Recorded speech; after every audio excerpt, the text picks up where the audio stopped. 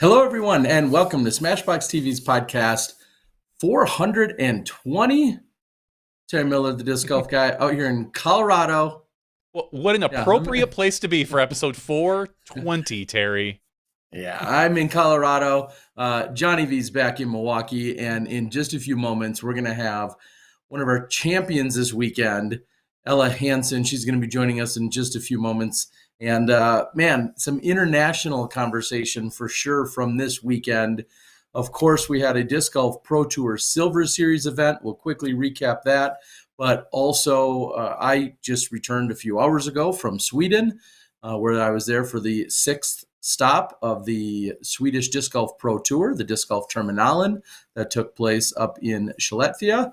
And meanwhile, Ella Hansen was also leaving the country, going international to pick up a win herself, along with who else did we see over on the MPO side? Thomas Gilbert, Mr. Gilbert. from Canada. Yeah, from Canada. He took it down, defending some of his home turf or home country turf. So welcome, everyone. Thanks for joining. I'm sorry if you were here and you missed out last week. Johnny, they didn't miss out on anything. You held it down? I held it down all by myself for a little while, for about what a treat. 2.5 to 3 hours.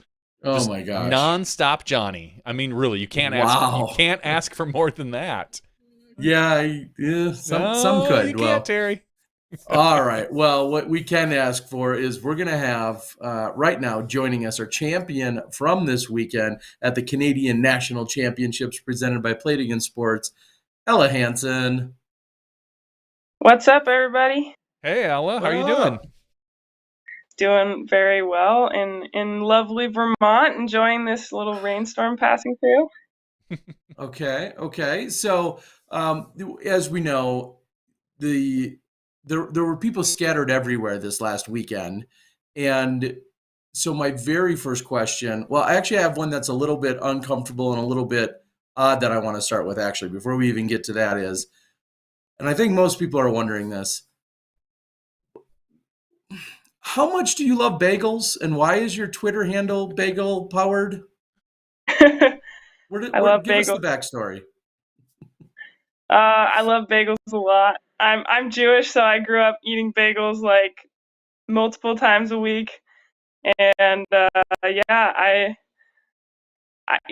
it's like when you start making social media, you're like, I don't know what I should make this, and so. Yeah, I started as bagel powered because I eat a lot of bagels. I think my record is 8 bagels in one. Recommend anyone else try that? But fun. And yeah, I just love a good bagel. It's pretty tasty snack. Do you? So many more follow-ups, Johnny. Go ahead. There is maybe it's a nationwide, maybe it's just a New York thing. Do you agree that New York has the best bagels? Like, every New Yorker thinks they have the best bagels. I don't know if it's because of they say it's the water that's there. I don't know if they're pulling it from the ocean or the river. But do you agree that New York has the best bagels, or would you pick a bagel from someplace else? I think I would say New York has the best bagels. I was just like, there's like a couple of good spots on the West Coast, but I would say for the most part, East Coast bagels are much superior to West Coast bagels. Like bagels you can get just from the grocery store on the East Coast are like superior to like bagel store bagels on the West Coast for the most part. So yeah, I think the East has bagel scene large. Interesting. Now, before we get down to the disc golf business, then I have to ask, what's the go-to bagel, and what's the the topping of choice or spread or whatever? I don't even know where you're going with this. What are you putting on a bagel then? My go-to, my favorite is just a plain old bagel toasted with cream cheese. Usually do 2 if I'm hungry, if I'm ordering from a place. Got to be cheese though. Philadelphia is pretty quality part across option, but some places they make really good bagels, but like have crappy cream cheese, and it just ruins the whole thing. Okay, yeah, I could go on with 100 other follow-ups, like as in, what's the biggest chain place that is still acceptable? So, like I think immediately of a Panera or something of that nature. What's like the biggest chain that you're like, okay, it's a chain, but it'll still do? To me, Panera's like stooping just a little too low. I like Panera for some other food, but not for the bagels. I would go with like Einstein Bros. I think that they have, decent bagels. I wouldn't put them up top tier, but they're definitely like give me the right vibe if it's not quite the right length of vibe. You know what I mean? Okay. Well, everyone, and your official handle on Twitter is just Bagel Powered. Mm-hmm. Yep. Okay, so come hang out. So if you want to know where maybe some of the premise to this opening conversation comes from, that's exactly it. And Twitter also, I don't want to say you're unique, clearly in that sense, but Twitter's your go-to social media, and I guess in disc golf that's somewhat unique. Like, I don't know that that's one of the most popular disc golfer options. Yeah, I Is feel like that a it's fair it's statement? been kind of growing in the past year, although, I'm also the whole sport is growing obviously, but yeah, I think that it's definitely, Instagram is the much more accessible, and you can find pretty much all of your favorite pros on Instagram. Fewer on Twitter, but I would say like you got some high quality pro pickings on Twitter. You got, some good ones. Got Merliva, Andrew Fish, Zach Melton. I'm sure I'm forgetting some other Twitterers, but obviously, Terry Miller. So there's some good I'm quality on there. Terry's on I'm Twitter to only complain there about because things. you guys are. Yes, Yes. exactly. That's a good point. And I'm only there because, like you said, it feels like it's growing a little bit, and I'm starting to come around a little bit. But all right. So speaking of, we'll say, making choices, this weekend was jam packed in that lots of people understandably just took the weekend off post Worlds. A number of people, of course, played in the Silver Series event. Congrats to those winners and those competitors. And then, yet we saw you and quite a few notables head to Canada. So, break down why Canada. Why are you going to that event? When and how did you make that decision? Yeah, I was originally signed up for the Silver Series, and then a few people actually reached out with connections to Discmania and OTB, two of my sponsors. And Discmania was sponsoring Canadian Nationals, and then the TD Ben Smith reached out and said, if you get here, we'll host you. We'll make sure you're where you need to be. We'll make it a great experience for you. And I knew that some of my good friends had been to that tournament before and were planning to go. So it took a little bit of thinking for me to head up there, but yeah, it was absolutely worth it. And everything that was promised to me was definitely followed through on, like more so than I could have expected in terms of hospitality. So I'd say it was a pretty solid decision. Yeah, I got some Sweet. real cool vibes watching some of the Instagrams of the original, and I know we've talked about this on the show before, the original Pro Tour setup with the Funhouse games. We saw you and I think Thomas Gilbert playing Connect 4. I think I saw a few other games that were there with maybe it was a mini, like a tic-tac-toe, or I won't say mini, but like the one step bigger than mini is what everyone calls it something different these days, but the junior discs, so to speak. Macro or the something. macro, the junior, depending. Yeah, it all depends on what company. I got some really cool old school disc golf pro tour vibes from when we had a ton of games that first year, and I thought, man, I'd love to see those come back once in a while, either at like PEI or Canadian Nationals or whatever it is. I think it's really cool to have an event like that. Yeah, it was super fun for me.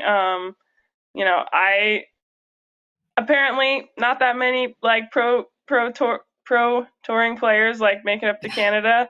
So the fans were awesome. They were super hyped for all the pros that made it up there, and I like I think I've learned this about most disc golfers, but I just love to play games. Like if you put a game in front of me, I'm probably down to play it. So yeah, that Connect Four was super fun. Played some cornhole. I learned a new game called Washers, and yeah, I had a really good time. What is it about that event? Because it's been offered and it's drawn in a number of large names throughout the last couple of years. You said what kind of ultimately got you there, but what do you feel like is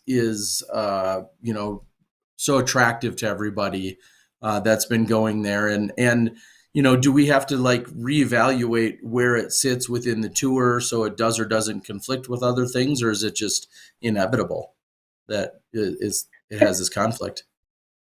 Yeah, I think that it's a good enough, high quality enough tournament that it could be an elite event. It could be a silver series. They're thinking about trying to put in a bid for Worlds. So I Mm. definitely think that they have the infrastructure up there and the experience in terms of running high quality events. Like obviously it's only says it's an A tier, but like honestly to me it felt like a more elite event than like US women's did this year and last year. Just in terms of no shade to like the TDs or anything. That's just what I felt like in my experience at the event in terms of how I was treated, in terms of how the courses played, how they were set up, amenities and stuff like that. So, but yeah, the Prince Edward Island is absolutely beautiful. Saw some, you know, I got to go kayaking, I got to go swimming in the ocean, got to eat a lot of hand pies, and we just had a really good time, and also played some beautiful disc golf courses. The courses were amazing. Yeah, and I'm looking at, I didn't realize there was 450 competitors overall for the event, which is crazy. There were 12 open women, and I see 22 MP40s, 21 MP50s, and so on and so forth. And then also in MPO, there were 66. So, stout in terms of having a really good professional side, obviously a large AM player base. You looking at multiple courses? How are they rotating so many people through to play? How does that work?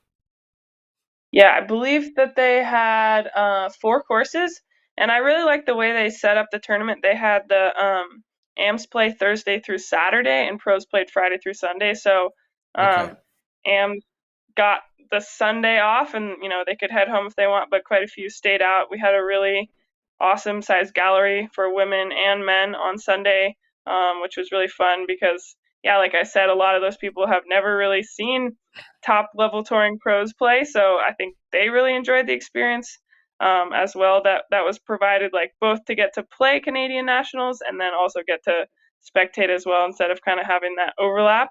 And I believe we played four different courses. MPO and FPO played Hillcrest, which is traditionally, I believe, one of the courses that Canadian Nationals has been on. That's the one I'm sure people have seen the video of Simon putting into the water from the drop zone Hmm. like a Yeah. bunch of times. No, we didn't have a drop zone on this year. And then there's a course called Kings Pine, a course called Huckett, that's before, and then we also played a newer course called Valley. So they were all within an hour of each. I believe the two we played were maybe 15, 20 minutes apart. Just beautiful, beautiful disc golf. Awesome. And I'm just looking at the scores again. I was in what I feel like is a whole nother world. So I'm getting caught up on everything from this weekend. But you went into the final round with what, a 10 or 11 stroke lead, somewhere in that neighborhood?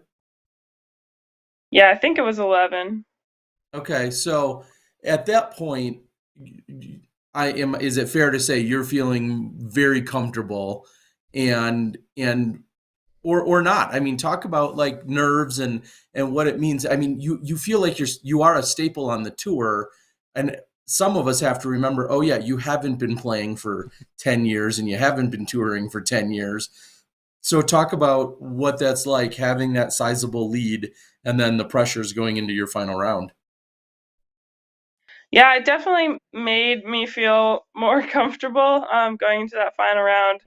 But really, I was just trying to play the best disc golf that I could. I knew that I had a little bit of a cushion, and a little bit of a cushion. I knew I had a sizable cushion. Like if unless I completely imploded and one of my competitors had an amazing round, and to be fair, like that course, Hillcrest is really tough. Like the rough is really challenging.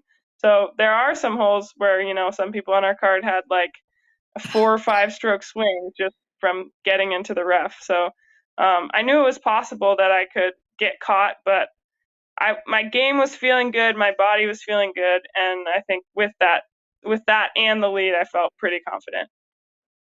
Okay. We see Zoe Andyke also. She's one of the other most notable names on there. Where were all these competitors? And I only say that because again, these names aren't necessarily on the tour. Well, I guess I can just scroll over. We see British Columbia, another British Columbian.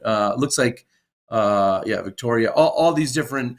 So it was very largely a Canadian based FPO field, with the exception of I see Kara Lee, who I know is in the North Carolina area, and yourself. Was that fair to say without me scrolling through every single Yeah, person? Okay. yeah, for sure. Definitely largely Canadian. And honestly, one of my favorite parts of the weekend was that a lot of, I think, everyone who I played with, except for Zoe and another woman, were all former Ultimate players or still Ultimate players. So that was a Wow. really fun experience for me to get to play with some more Ultimate players and, just chat about it. And, they were just all a blast to play with. I had a really great cards all 3 days of that tournament. I'm going to interject quickly. I met Sarah Lee from Australia this week when we were in Sweden, and she is a recent ultimate to disc golf convert, and had some great conversations. And of course, we had that overall conversation about seeing so many of our ultimate players come into disc golf largely during COVID. And she's totally bit by the disc golf bug that she's traveling around the world playing as well. And I think she was at Worlds, maybe. Does that sound right? Like a few weeks Mm-hmm. ago? And she Yep, was there yeah, in competing. Yeah. Cincinnati. Yeah. So very, very cool.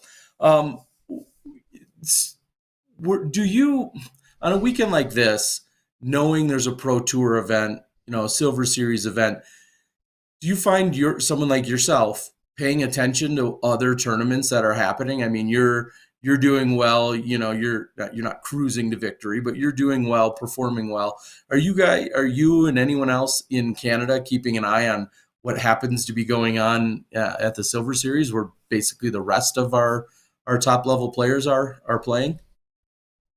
Yeah, I definitely was following along with that tournament and then with uh, Tim Selinsky as well, Yeah. which is, Hmm. especially some of those top FBO players playing in that event. So, Yeah. yeah, I mean, I'm a big disc golf fan, so I like to follow along. I wasn't like super, checking every moment, but I was definitely checking, occasionally just seeing what was going on. And yeah, I like to stay updated. Yeah. Speaking real quick to Owen, who you had the great battle with, of course, back at the match play championships. I mean, she just took care of business like she always does, and it's so crazy to see her be very competitive in FPO on any and every given weekend. And then when she gets to the Masters age, where she's eligible to compete, she just dominates. It's pretty crazy to see.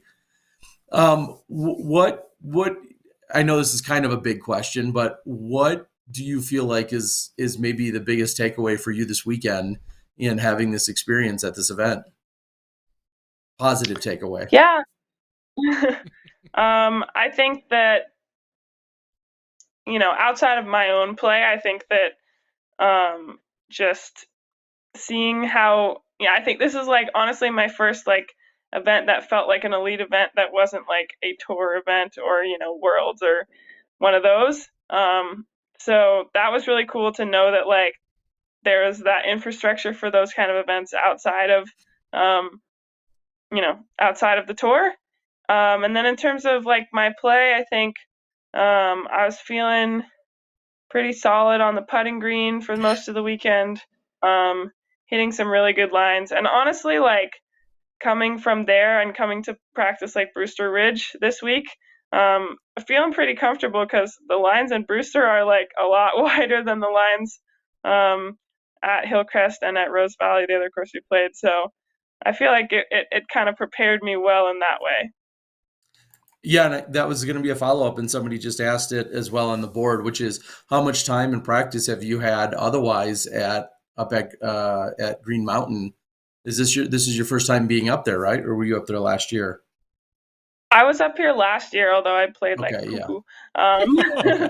But it's been really fun. Like I said, playing Brewster, I felt really comfortable out on that course, and especially just, I feel like it's an interesting journey for me now, like being able to play this event again and just like feeling like just playing the course, feeling like I'm such a better disc golfer than I was last year. So that's a really like fun way to, hype myself up a little bit going into this weekend. So yeah, I've played a full round at Brewster, played I think like 9 or 10 holes at Fox Run today, but it was raining and lightning all day, and had a few other commitments. But I'll be getting in a full practice tomorrow, and I'm super stoked for the tournament. Yeah, that was going to be my follow-up as well to that is what's the weather looking like? I was just going to go try and type it in myself. I think the weather looks pretty good up until Sunday. If you're talking tournament days, I believe the next day or two is supposed to be a little rainy there. But once we hit the Thursday, Friday, Saturday, great weather. Sunday, hard to tell for sure what exactly we're going to see as far on Sunday itself. But it might get a little wet on Sunday. How many days away is that? So who knows? Yeah, that could push to Monday easily by now, and especially in Vermont, where I think the weather might be a little bit more unique with the mountains, and we've seen that in Colorado as well, where things can push and pull different than say in the Midwest, where you can see it coming about 100 miles away. Ella, everyone talks about the beauty and the majestic nature of, we'll say, both Vermont and being at the next event down there at Maple Hill. Do you get are the leaves turning colors? Do you get some of those feels and vibes here in mid-September? Describe it for everyone who maybe isn't familiar with Vermont and what we see at GMC usually. Yeah, we're up in Ski Town. Leaves are starting to turn, not on all the trees, but there's some really nice colors. It's beautiful. I'm loving it here. I loved it last year. It's kind of like a relief just to like be out of the Midwest summer. I spent a lot of time there. It was hot and humid, so it's nice to like be up in the Northeast, getting some cooler weather. I grew up in the Pacific Northwest, so it's kind of similar, like, a lot of trees, a lot of clouds and fog up in the trees, and just beautiful, beautiful rolling hills and mountains up here, and it's real nice. Do you guys up in the Pacific Northwest, do you have a lot of foliage that changes color, or is it mostly pine up there? No, not quite the color change. I think the Northeast falls are definitely much more spectacular than the Pacific Northwest. But just like having the non-deciduous trees and the fog, I just love it. Hey, let's not try and class up our podcast here with big words, all right? I mean, I remember deciduous. Geez, I remember two things. I'm ready for that. Deciduous changes, coniferous. Those are pine trees because they have cones. That's how I always remember: coniferous and cones I, and deciduous. I would stop there, Johnny, Yep, before you I'm done. sound I'm start done. I to can't sound go any stupid. further. Otherwise, I think Madison Walker might jump on the podcast if I go any further, and I'm not going to risk that. Good call. Now, a lot of what we've seen, depending on the time we've been there, we see people swimming and or doing some hiking, taking in other activities. Of course, just such a beautiful area up there. Is there anything else that you either have time for or that's on your list that maybe you didn't do last year that you're planning on doing outside of the golf for this weekend? Yeah, the number one thing on my list, well, obviously, like, there's that little waterfall a lot of people go to and hike and throw the Yep. frisbee. That's definitely on the list. Um, but last year, I never got a maple creamy, and I need to get a maple creamy because I love soft serve ice cream, and I've, heard really great things about maple creamies. So that's like my number one thing on the list to do. But yeah, it's just nice to enjoy being outdoors. I am almost embarrassed to admit I don't know what you're talking about. I've been up there a couple times, and maple creamy hasn't Yeah, made my hasn't crossed my path. So enlighten us. it's like, as far as I know, it's basically soft serve with maple syrup or like maple flavored. So yeah, I'm pretty sure like you can get it at like any gas station, or not any gas station, but they have them. Apparently, like I don't know, there's one gas station supposedly has the best out here, but all around, you can buy maple syrup or maple things pretty much everywhere in this area. Yeah. Okay. Well, again, I'm embarrassed that somehow that didn't hit my radar. Obviously, I'm not hanging with the right people when I've been up there a few years ago.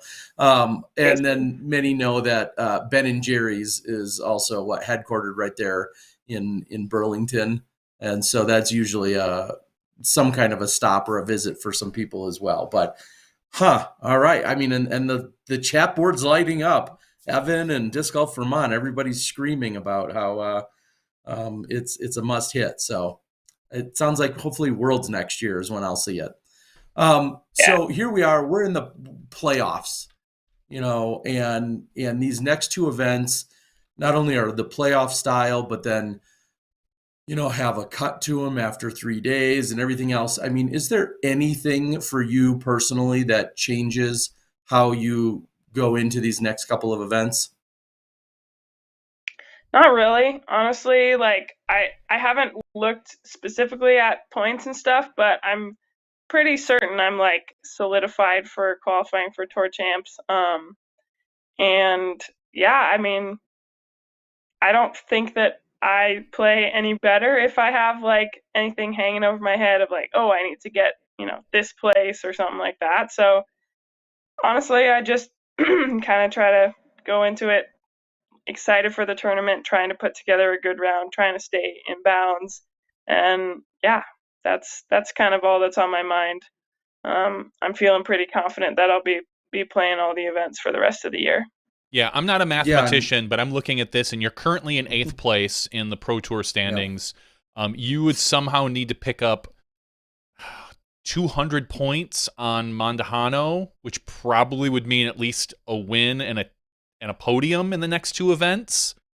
Maybe if you can do that, maybe you have a chance to jump up there. Otherwise, you are 100% solidified into the qualifier, somewhere between 5th and 10th, 5th probably. and 14th, yeah, depending on what happens. But you look to be pretty well situated without any worries.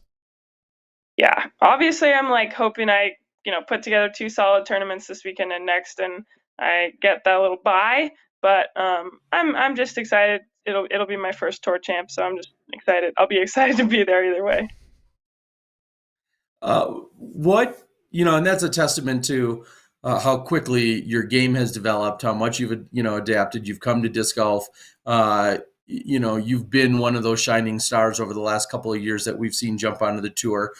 You won the distance competition at Worlds, which there was a lot of conversation about. Obviously, for the congrats on your own, but then also the sub point to that is that you beat Paige Pierce, who's traditionally, held that spot. What does it say about your game, and maybe even what do you feel like your ceiling is with how much you've become a force just in these last couple of years?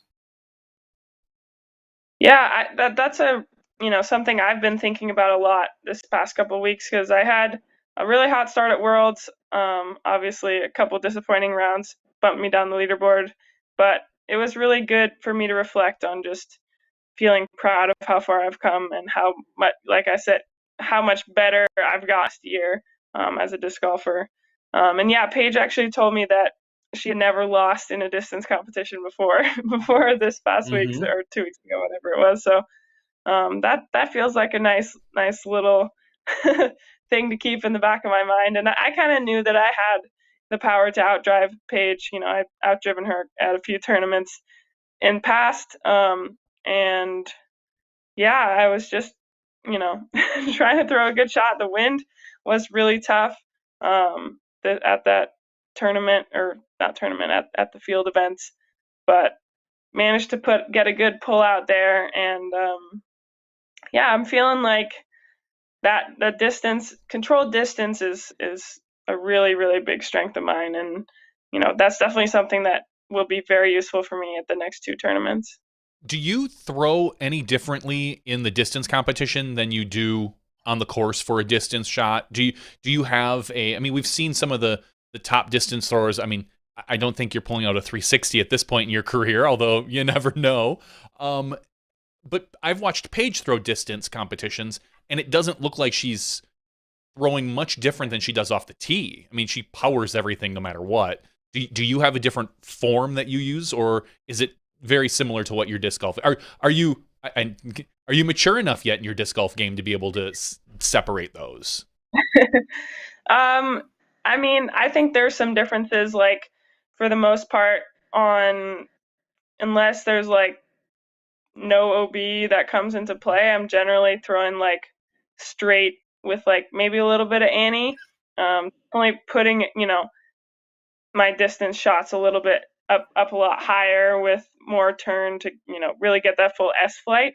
But I am definitely like a little less controlled with that, or I kind of prefer like more of the straight line type of shot in a tournament. So I think there's like a little bit of a differentiation, but I have definitely not like trained for distance. I just have trained to throw it good, and but yeah, I mean, I've you know in the back of my mind is this idea that I think I could beat Jen's distance world record.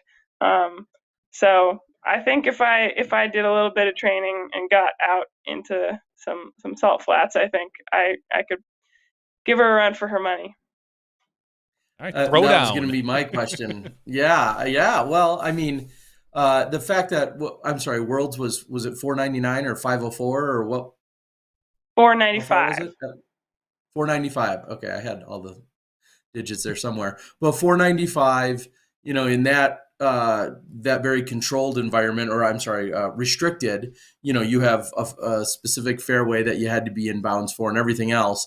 And then, like you said, without actual dedicated training time to it yet, I think 568.5, I think is a record, 568 and a half feet. That seems very, very practical for you.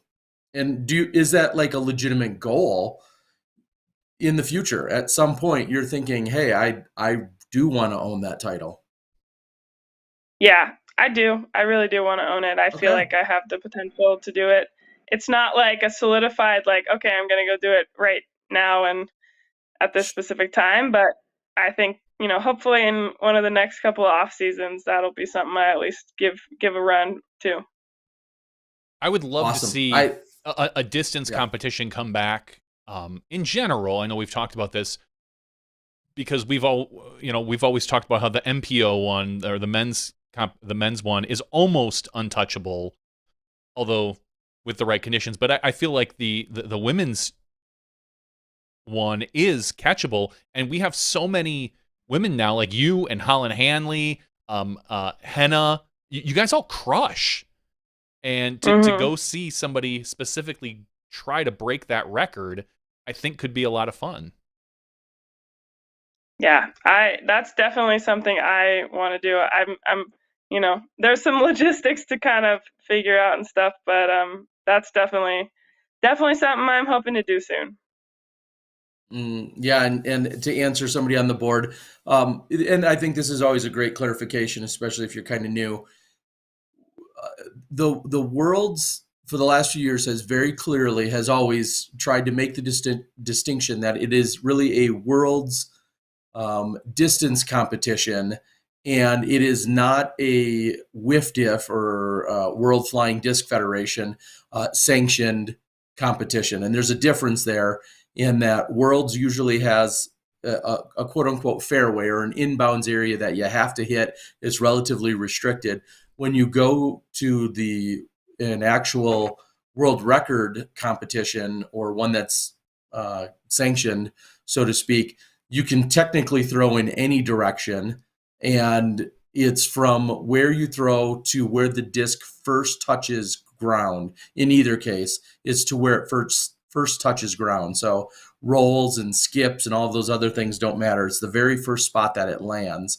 And then obviously most of the time the distance competitions have taken place out in the flatbeds out in New Mexico or Nevada, and Utah, and that, and all those different areas. So just to make a few clarifications for people wondering on the board. But so if somebody at World, so if Ella, for instance, you threw 709 feet, you would not have technically broken Jen Allen's record at the World Championships for a world distance record, because it wasn't a WIFDIF sanctioned event. But I mean, obviously you would have had one of the longest throws we've ever seen, but it's wouldn't have technically been the new world record by WIFDIF standards. So that gets kind of in the weeds, but it's worth clarifying for some people because Worlds always has this challenge of having somewhat of a restricted or a confined space to use, and therefore that's why it's not sanctioned and part of the official WIFDIF record-breaking opportunities. So anyway, just a few details for some. All that aside, or maybe in mind, are there other disc disciplines and or games? Obviously you've got your titles in Ultimate. You're doing great in disc golf. Are there other disciplines that excite you that we're going to see you dipping your toes into, or maybe already do? Yeah, I mean, I've tried out a few things. I wouldn't say I'm going to be like trying to compete in anything anytime soon, but I played a few rounds of double disc court, which is a super fun game. If you don't know what it is, you should definitely look it up. There's I lived in California for a year, and right by where I live just happened to be the meetup where these old, and by old I mean like mostly in their 60s or older guys meet up and play double disc court, and like one of them is the #1 world DDC player, and a bunch of other really amazing players. So that was super fun. They're all super cool people. I've tried a little bit of freestyle with Brian Earhart, but it's not my top discipline, but it's fun to try. And then we had a cool little guts demo at OTB Open. I haven't played guts before like that, but I played flutter guts with an ultimate disc, which is the same concept where you're kind of trying to throw it at someone and make it hard to catch, but instead of like throwing it really hard, you kind of like flip it and make it flip around and flutter.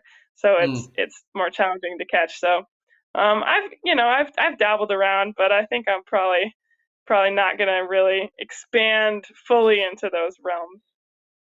Okay, I was gonna say, and being a big distance thrower, obviously distance is usually a competition, but MTA or self-caught flight, both are very popular, and you having the running and the power, I would think like MTA would be something that you could really get excited about as well and probably excel at. Would be just a guess of mine. I could see you getting some big scores, some big times in MTA. Have you dabbled in MTA at all? I have for sure. That's definitely something Okay. I've done a lot with just an ultimate disc. I used to teach that. I used to teach a lot of ultimate summer camps, and that was always something I would Okay. teach the kids, and they always loved it. So yeah, I've done that MTA a lot, like throw run catch or self clap flat. I don't know exactly what those are called, but I definitely enjoy doing that sort of stuff. But I've never really been around somewhere that there's an actual like competition for it. So maybe if it falls into my lap, I'll enter or try it out. All right. And excuse my ignorance, but were you talking about Rick LeBeau and a few of those guys that were playing DDC maybe over in California, or are there others that I'm not thinking of? Northern California, actually. Conrad Damon, he's the Okay. number 1 player. Ah, He was okay. in Yep. Palo Alto, and there's quite a few other players out there that are really good. But yeah, Conrad, Yeah. he's really good at double discord. Yeah. Yeah. Again, yeah, everybody should Google DDC or Double Discord.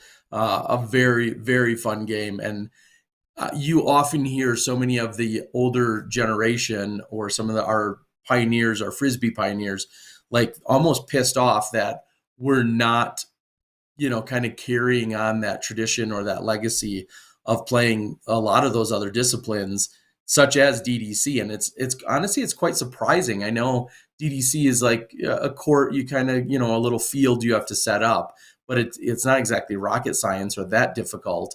And I would love to see some more DDC out there. And I'm surprised we don't. I mean, we had a Can Jam phase, and I know everyone's all about the pickleball right now, but DDC would be pretty cool to see a lot more people out there playing as well. I just think it's harder. Yeah, maybe. I think it's harder for our players. We know that you get used to a type of disc. So switching back and forth for our professional players might not be, the most ideal situation for some of them. It'd be, watching Major League Baseball pitcher suddenly decide he wants to do wiffle ball in the off season. Like it's going to be a little different. And so I can understand why some of our players, and honestly, if I'm being totally 100% honest, that it would be fun, but there's a lot of people that still need to focus on their golf game. If I'm watching them play DDC in their off time, I'm sitting there thinking like, couldn't you be putting? Like, I saw you miss some of those we putts. could say the same about rock climbing. We could say the same about the pickleballing. I mean, everybody needs a little bit of a break, but you're right. Some people could practice more. Anyway, let's jump ahead just for a moment to the off season. I know it's still about a month away, Ella, technically the off season, in terms of all the big events will be wrapped up, although we have huge events between now and then. What is an off season going to look like for you this year? Yeah, I'll be driving back home to Seattle. Be playing like the Big Money Skins at Eagles Crossing on the way. Be stopping in Colorado to help out with some clinics there. And I'll be home. The plan right now is to build out a big old van in the off season. I am living in a minivan right now, which is great, but more space will be helpful. So that's the main plan. Probably teaching some lessons. So if you're around the Seattle area, hit me up. Hopefully, building the van is the priority for sure. Do you have anything for your van that is like, you've seen everybody's van now? I mean, everybody knows everybody. They've all gotten tours. What, give us a little insider tip. Like, what is in Ella's dream van? Like, what are you hoping for? Have you already started speccing it out? Do you have any drawings or schematics or anything? What's going on? Yeah, I'm actually stoked because I actually studied product design in college. So I have a lot of experience like designing and building stuff. So I'm very excited to be able to put that to use. I have done a ton of research. I think most disc golfers have a similar kind of setup with the bed and everything. But really, I'm the most excited things I'm most excited for are to have more storage, be able to stand up, be able to cook inside of my van. So I'm planning to get like an induction cooktop, which I think is like kind of unique. A lot of people have like gas or propane or whatever. I don't know if anyone's interested in that, but generally just sticking with the plan that most people have, but making sure I have, lots of solar power so that I can charge all of my devices and stuff. I mean, it sounds like, I don't want to say the stereotypical, but it sounds like just the natural progression that we've seen for our disc golfers, whether it's one vehicle you're starting out in, and then you're going to the next, already thinking, of course, about the official tour vehicle and one that you're going to be a lot more comfortable in, and probably one that's a little bit more reliable. What'd you say in the documentary? Your minivan has 200,000 miles already? 300? 315,000 as of 300. this week. Yeah. All right. Well, knock on wood, it's got about what, 5,000 left in it at least to get you back. That's the goal. That's the goal. Have you had any major issues with it, Perfect. or has it been pretty reliable? It's been very reliable. I've gotten a couple small things done on it over the season and, keeping up with the oil changes and tires and all that sort of stuff. But yeah, it's been doing great so far. Just hoping it keeps on going strong. Love it. Um, what can you tell us? And I know I asked you earlier about, your takeaway, but if you were a spokeswoman for either the event or the experience, or you were selling the vacation package, you name it, what's the elevator pitch for the Canadian Nationals? And who needs to be listening to that, I guess, is maybe the next question. Like, who needs to hear that pitch, if anyone? Yeah, so the plan now, I believe, is Canadian Nationals. The tournament is moving to a different location, but Mm. I'm super stoked because next year they're hoping to run a tournament called the Discmania Open at the same location in PEI with the same staff. I mean, my pitch is that I got there, and within like one day I decided I'm bringing my mom to this next year.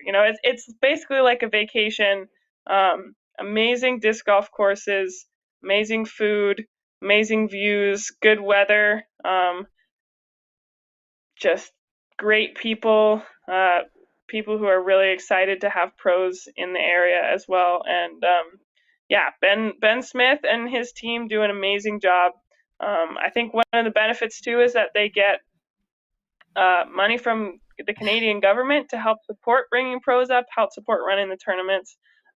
So that definitely adds to it, making it a really, really high quality tournament and great communication as well. So, if you like those things, you should do that. And also, I know they're trying to make it hopefully some sort of elite series next year, maybe Silver Series or big event, but I think it would make a great one. And I think they have the infrastructure to do it. Is this the same event that, I mean, we know that Discmania just announced the Discmania Open next year on PEI. Yes. Probably the same crew, same everything. I heard like 40,000 minimum added cash next year. Mm. I don't know if they're gonna. I haven't heard. I mean, I don't think anyone's heard yet about what's going on for next year as far as Silver Series or Elite Series events yet. But it would be awesome to see them jump up to at least a Silver Series. I think that's a great place to start before I don't know if Jeff would let everyone jump right onto an Elite Series event, but I mean, if it's run by known people and it's a good enough event that everyone says, well, why not? I heard the courses are phenomenal, so. Yeah, and they've had the consistency. This is my first year up there, and obviously they had a couple years affected by the pandemic, but there have been pros going up there and playing Canadian Nationals. I think maybe as far back as 2017 or even 2016. I'm not sure on the dates there, but the people who run it have shown that they have the consistency to put on an elite event every year, and they really listen to feedback too. Like, I think that's one of the coolest things. Honestly, I've played some events where the TDs have asked for feedback and get mad at you for criticizing their tournament or just offering even simple changes. And these people are not like that. So it's definitely a very inviting environment. Obviously, it's like a little out of the way for some pros, but I think it's only like 6 or 7 hours from here in Vermont up to PEI. So it's not too bad of a drive, and I think it's definitely worth it. Well, it it also helps set the record for amount of pictures we see. I think for Niagara Falls is I don't know if did you stop there as well on your way through, on your way by? I did not. I drove from Emporia to Boston, and then I flew from Boston to PEI. So I was Okay. driving past that area in the dead of night. So I don't think it would have been that exciting at that time. Okay. Okay. But maybe The next amount of year. pictures, yeah. um, all right. Is there anything? Is this your first time on our show? Is that silly? I think it is. I No, one think I other was time. on sometime last year. Yeah. Yeah, you were. Yeah, I apologize. Okay. Yeah. Well, I know, because regardless, I was gonna say, I'm like, I think we've talked all Ultimate with her, and at this point she's probably sick of answering the same Ultimate questions over and over and over. So I'm glad we kind of skipped over most of that. Um, well, so one of my final questions then for you, please recognize or thank any sponsors or how people can support you. Where can they buy discs? Give the world all of those opportunities and plugs, please. Yeah, good timing actually. Obviously, my three main sponsors, Discmania, Upper Park, and OTB. Through Discmania, we're actually going to be putting out a special bottom stamp DD3 for my distance thing. And I believe the pre-orders are starting on Friday, so check that out if you want to get one of those. Obviously, they help support me on tour, support me building my van next year. You can use the code ELLA10 to buy any bags on the Upper Park website. I just got the new Onyx Rebel. It's sick. And then OTB, you can use the code ELLA for free shipping. And yeah, honestly, just thank you guys for having me on. Thank you to Ben Smith for organizing an awesome tournament up in PEI and getting me up there. So yeah, thank you everybody. Absolutely. Yes, it was episode just 353, so not that long ago. It shows you how cloudy Okay. my it's a big day, and I don't know. Terry, that was Big 70 episode. That was 70 episodes ago. That's a year and a half. So I get It's it. okay, Terry. I forgive you. You've been traveling Yeah. quite a bit. You got that jet lag. Yeah, things are a little getting a little hazy for me. Well, make sure to go out there and follow Bagel Powered out on Twitter. I know I do. Especially if you want the hottest Mariners takes, by all Yep, means, all the and time. some WNBA content as well, and a little bit of disc golf sprinkled in there. Definitely make sure to follow Ella. Yeah, that's really Twitter is where I that's like unhinged Ella. Instagram, I'm more together. You know what I mean? But you can also follow me on Instagram at one thing Ella. I feel like that should be that. Yeah, that just might. If I beat everybody to it, that's going to be my next Twitter burner account. Unhinged Ella should be my next Twitter burner account. I like that one. All right, Ella. Well, congratulations. Obviously this isn't your biggest paycheck necessarily, but certainly, yet another milestone in your very early career here, and awesome to see, and clearly nothing but accolades for the event. Congrats to Thomas Gilbert on the MPO side and all your other champions at the event. But to hear the praise and the accolades that you give the event certainly sound like they or should resonate and carry a long way with everyone else. And I'm sure we're going to continue to see big things from the event moving forward. And hopefully, like you said, your mom can join you next year and you'll be back to defend that title. But thank you for joining us. And of course, best of luck this weekend. Me and Val will be watching from afar from the other side of the country. And hopefully we'll be talking about you up there on a lead card this weekend. Thank you guys. Thanks for having me on. Of course. All right. Have a good night. Thanks for joining us Ella. again. Congrats. See ya. Good night. Okay, there you have it. Ella Hansen, your champion.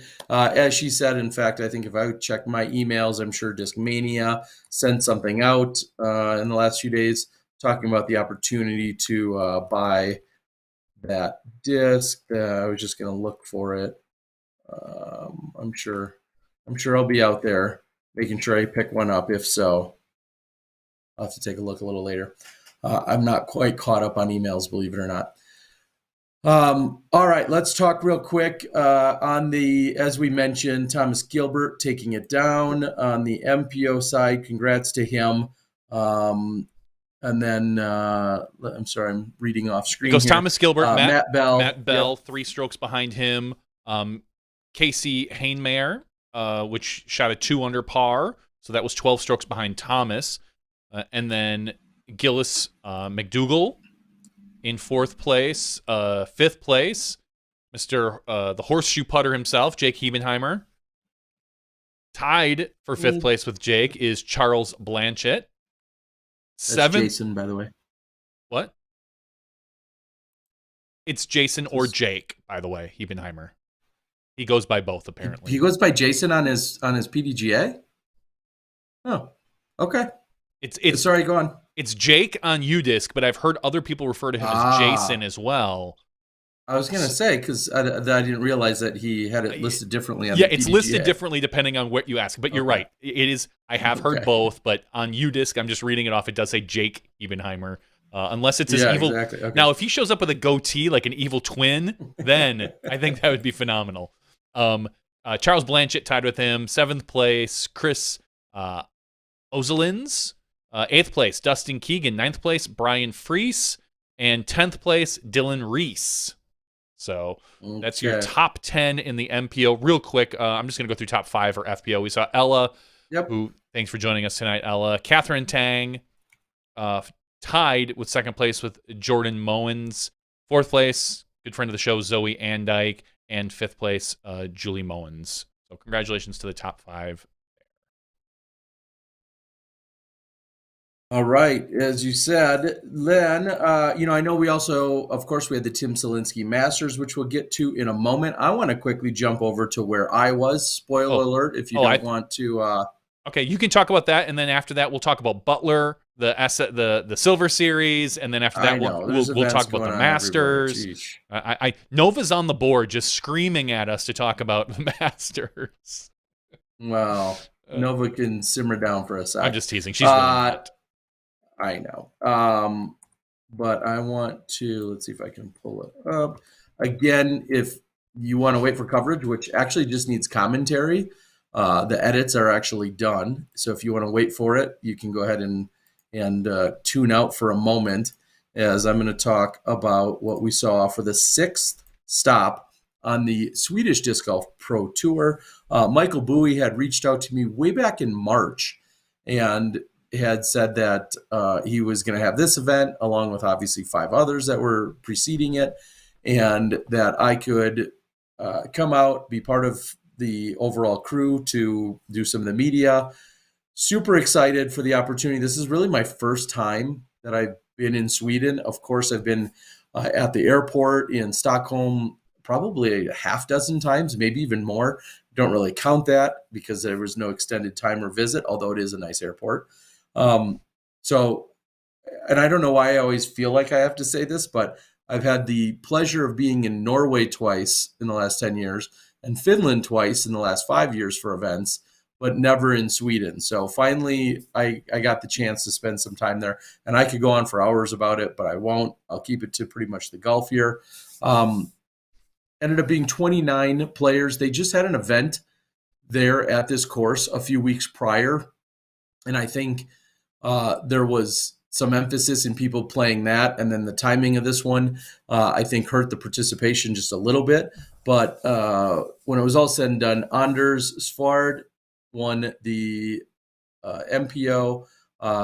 Joseph Berg came in second. Pelle Carlson, who is brother to Linus Carlson.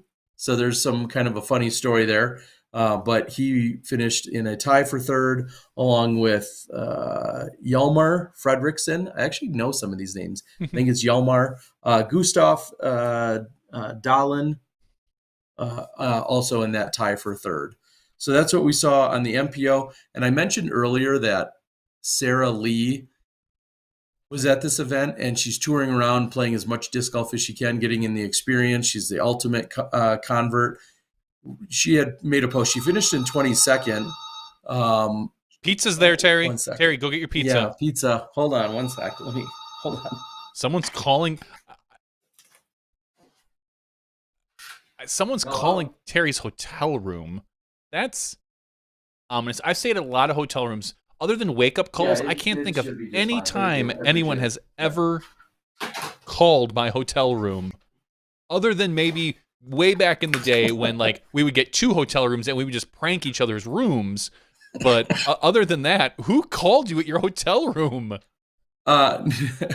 There's free local calls, so I was just calling people. No, that was the front desk. There was an issue earlier with a kind of a funk, and did it come along with you, or was it there before you got there? It's all taken care of. Anyway, so what I was saying is Sarah, who hasn't been playing that long, had a great talk with her, about her ultimate and now her international travels. She had made then a post today also stating that rather than playing a division of 1 and winning FPO, she played in the MPO division, and she ended up finishing in 22nd, beating 6 or 7 other competitors. So I guess the main point there is, A, I think she's going to be really good and continue to keep an eye on her. But B, the fact that she's got that competitive spirit and went out and played in MPO when there wasn't, otherwise it would have been an uncontested FPO division. So I thought that was very cool. So no FPO winner to speak of, so to speak. It would have been her, but she played MPO. So awesome time. Aside from seeing Disc Golf Terminalen, where the Skellefteå Open has taken place, where they've had a major back in 2015 when we saw Devin Owens and Eric McCabe and a ton of top-level pros all there. It was awesome to see this course that is more than 20 years old. It's just historic in terms of Sweden. And then I could gush for hours about all the time that I got to spend with Thomas Ekstrom, who is one of the co-owners of Latitude, who then showed me literally the most humble of apartment beginnings where Latitude started, and then showed me the next, we'll say factory or warehouse, then drove me to the next warehouse, and then I think there was yet another one in between there. I saw where Discmania is being produced, and then arrived at the Latitude warehouse, which if you followed my Instagram at all, I did. I made quite a few posts, and they're not even fully moved in. And my comment to him just yesterday was, well, by the time I find my way back here, are you going to be in yet another new building? This seems to be a trend. And he said, well, probably not. Probably not another new building. This one hopefully will hold them for a little while. But I cannot say enough about, first of all, the incredible hospitality. So thank you to Thomas and everyone else. But just the time that we spent together. We spent hours. We'd get lunch, and then we'd just end up sitting at the table, kind of like you and I have done, Johnny. But we'd sit there and talk for 3 hours. And when he was talking about 90s disc golf against Ken Climo, or being at the Worlds, in 96, and there, here's a quick crazy story. He was telling me that the official stats for the World Championships are wrong in the 96 Worlds in Indiana. He made it to what was the finals. He just absolutely destroyed the finals and shot really well. I think they took 8th that year. And he shot like 6 or 7 under on the 9 holes. They have it in there incorrectly, and Crazy John has the score of 21, which is what Thomas shot, and Thomas has 5 strokes worse.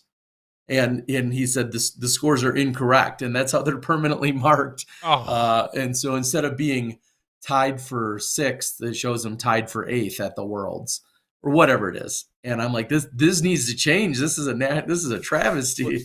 Let's call up Steve Gans and get him on this. Yeah. So the stories about every iconic, well-known and iconic legend of our game. He had played against them, and he's in the Hall of Fame himself, the Disc Golf Hall of Fame, and then to go on and create Latitude along with a couple other incredible partners like Email, and it just I was just in heaven. I just can't say it enough. He also, when I got there and got the tour the first day, we were going to go play golf, and I didn't bring any discs, and they set me up with an all Latitude bag.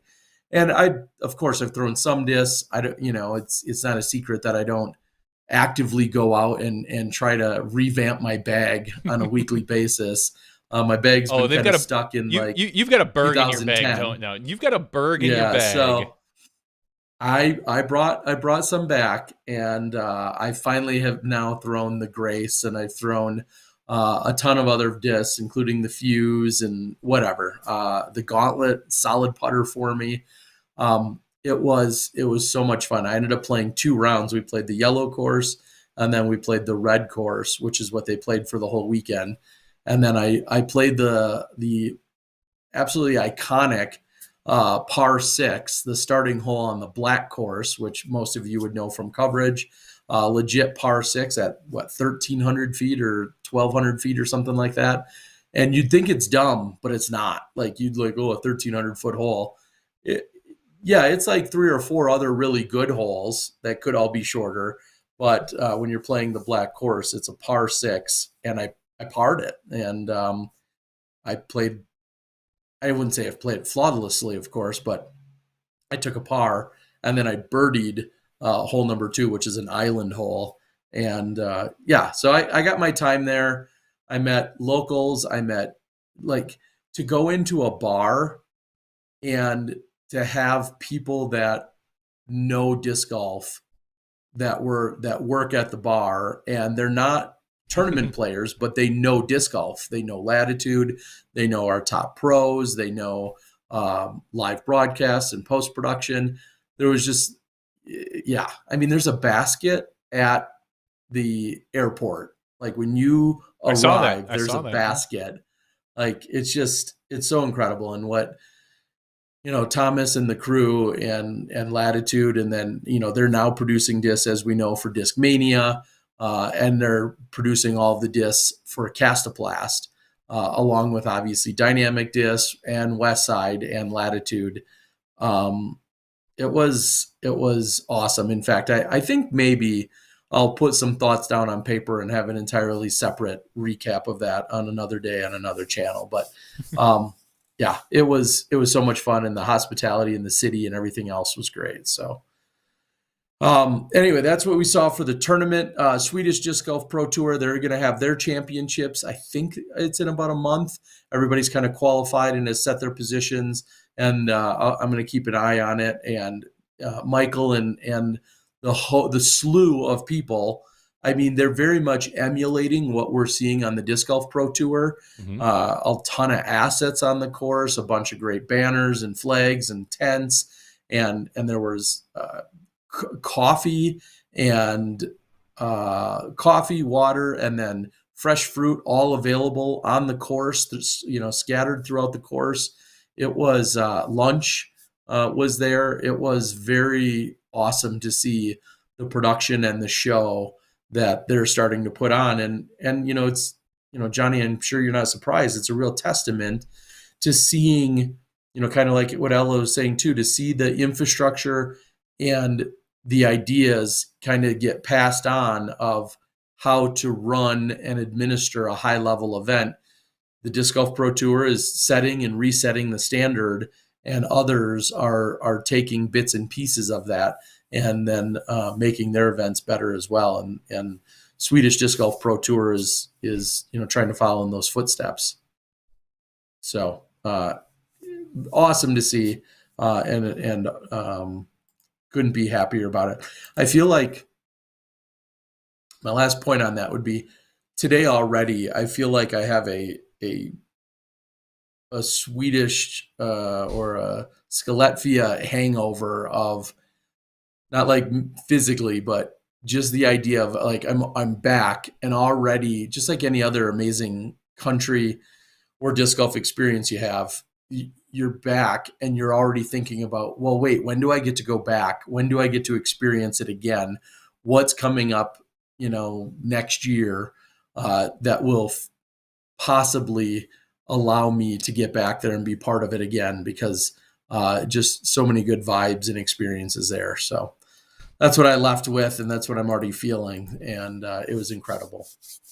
So let's jump over. We'll save the Disc Golf Pro Tour Silver Series for last. Let's jump over to some of our pioneers, our originators, our early No, they're not iconic figures. They're not anymore. All these guys are young now. These guys, we have such a new bunch of people. Come on, none of these people are new. We've got the Tim Selinsky Masters, U.S. Masters that took place in the Quad Cities. Again, not far from where you and I live. It's about three and a half hours at most. And again, this weekend was super busy with a million things going on. And if I wasn't in Sweden or at Simon's wedding, then or at the Disc Golf Pro Tour Silver Series, U.S. Masters is another place I would have loved to be. That ranked like 4th on your list this weekend, Terry. No, it was a busy weekend. I'm not joking. Like, just you're right, because we saw Simon Lizotte get married, and like a ton of top pros were there, and the Canadian event, and you going to Sweden, and there was a lot going on this weekend. But let's quick talk about the Tim Selinsky Masters Open, which is a major. Yes, it is. Age-protected major. Age-protected major. MP40. Brad Schick takes it down again. I believe, is this the 3rd straight year? Or maybe it's the 3rd one. I think just back-to-back. Maybe it's back-to-back. Okay. And this might be sure. I thought, I obviously, there's a really good chance I'm wrong. Yeah, I mean, for sure he has it back-to-back. I thought maybe he has a 3rd one, but I could be wrong there. Either way. Oh, no, you're wrong. No, just 2021 and 2022. Okay. Come on, how old do you think the guy is? Old enough to win. Anyway, yes, he is. Brad Schick takes this down with a 33 under par, 3 better than Tyler Horn. 3rd place, Alan Wagner. 4th place, Matthew Blakely. My bad. Matthew Blakely. Mm-hmm. Tied with Kevin McCoy. 6th place, near and dear to our heart, one of the few people with a Smashbox tattoo. Dutch Probably Napier. The only. I'm going to say few because, Terry, I don't know. I'm not going to judge. I'm not going to No, guess. I know. That's why I'm saying probably the only, though. One of the few. Dutch Napier. Chris Sprague takes 7th place. 8th place, Andrew Brown. 9th place, Al Hermosillo. 10th place, Joe Revere. I was honestly...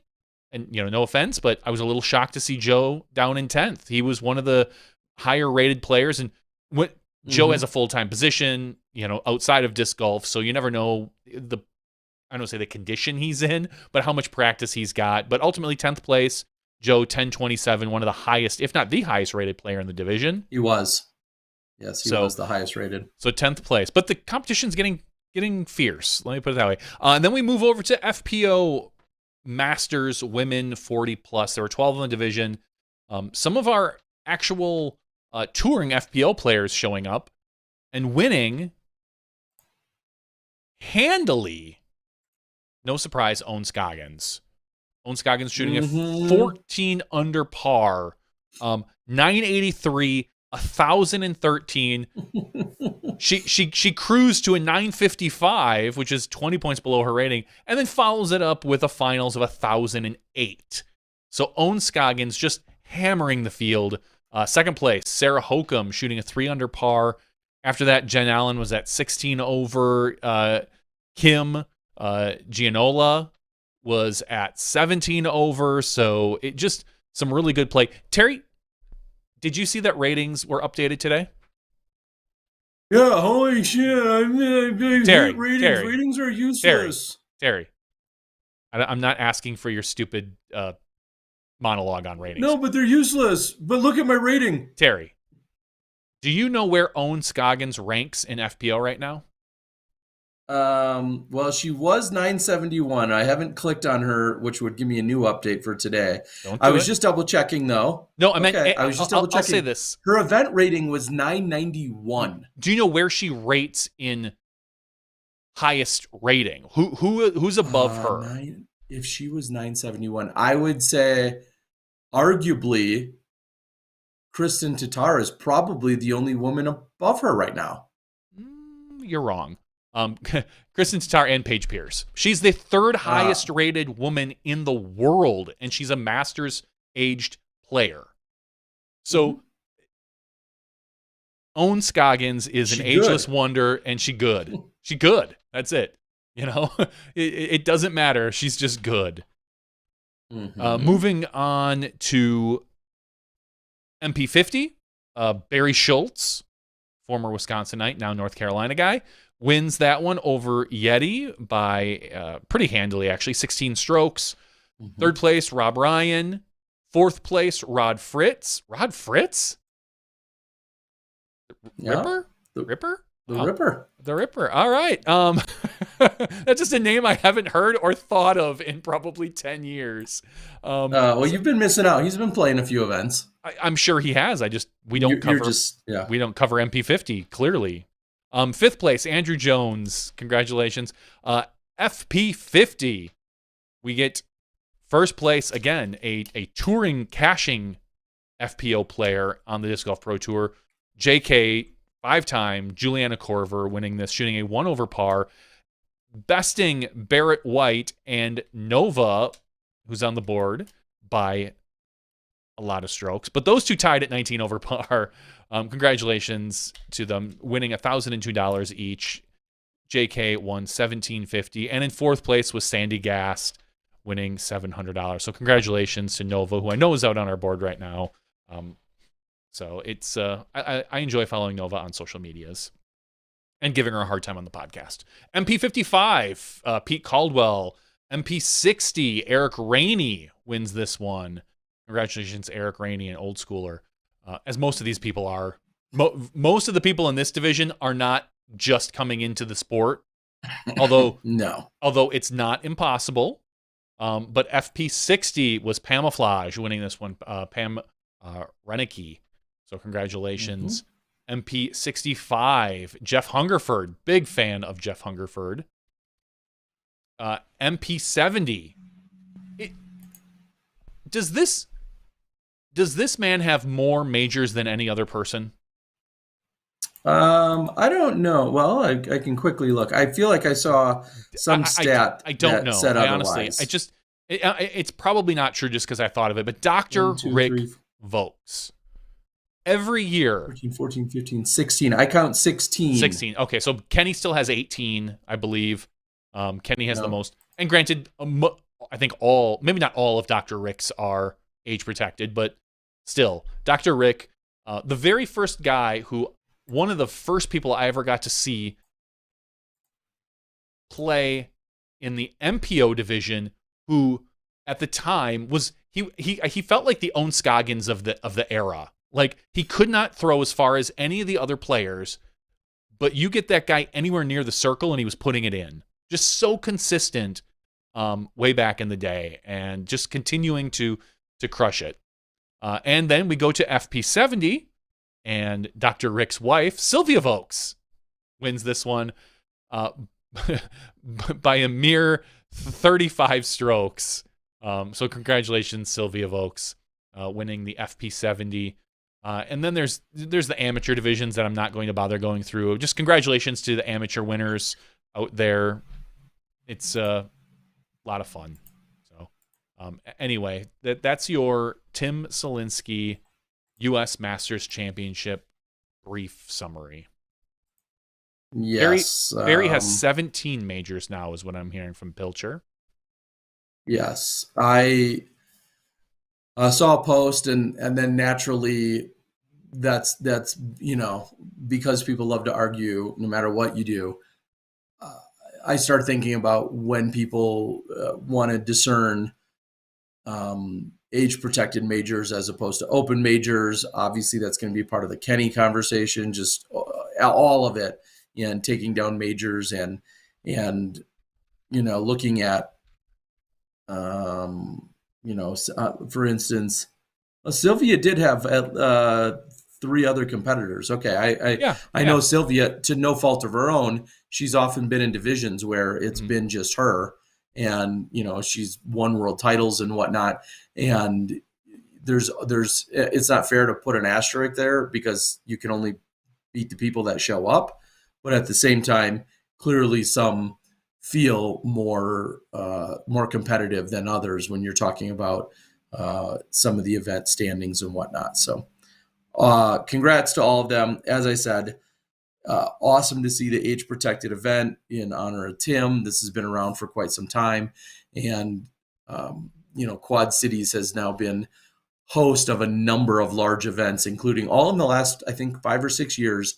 They hosted Am Worlds, they've hosted a U.S. Women's, and now they've hosted a U.S. Masters, Tim Selinsky Masters, and I'm sure they're going to continue to do so. So, and for those who may not know, the likes of Ben Calloway and Chris Sprague, a couple of the names that you often see associated with that general area out on our tour. So congrats to all the winners and everyone that got a chance to play.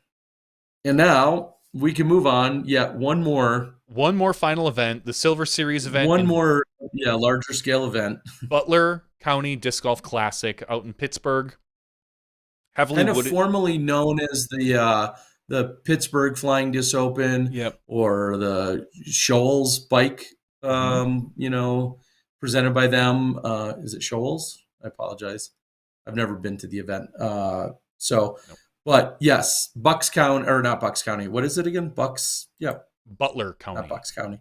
Butler County. I apologize. Bucks County is in New Jersey, home of Tyler State Park. Anyway, there were some naming conversations and using a course and everything else, and they really wanted to put themselves on a map, and hosting a Silver Series with some serious added cash and getting some big players is a good way to do it. So what did we see unfold there, Johnny?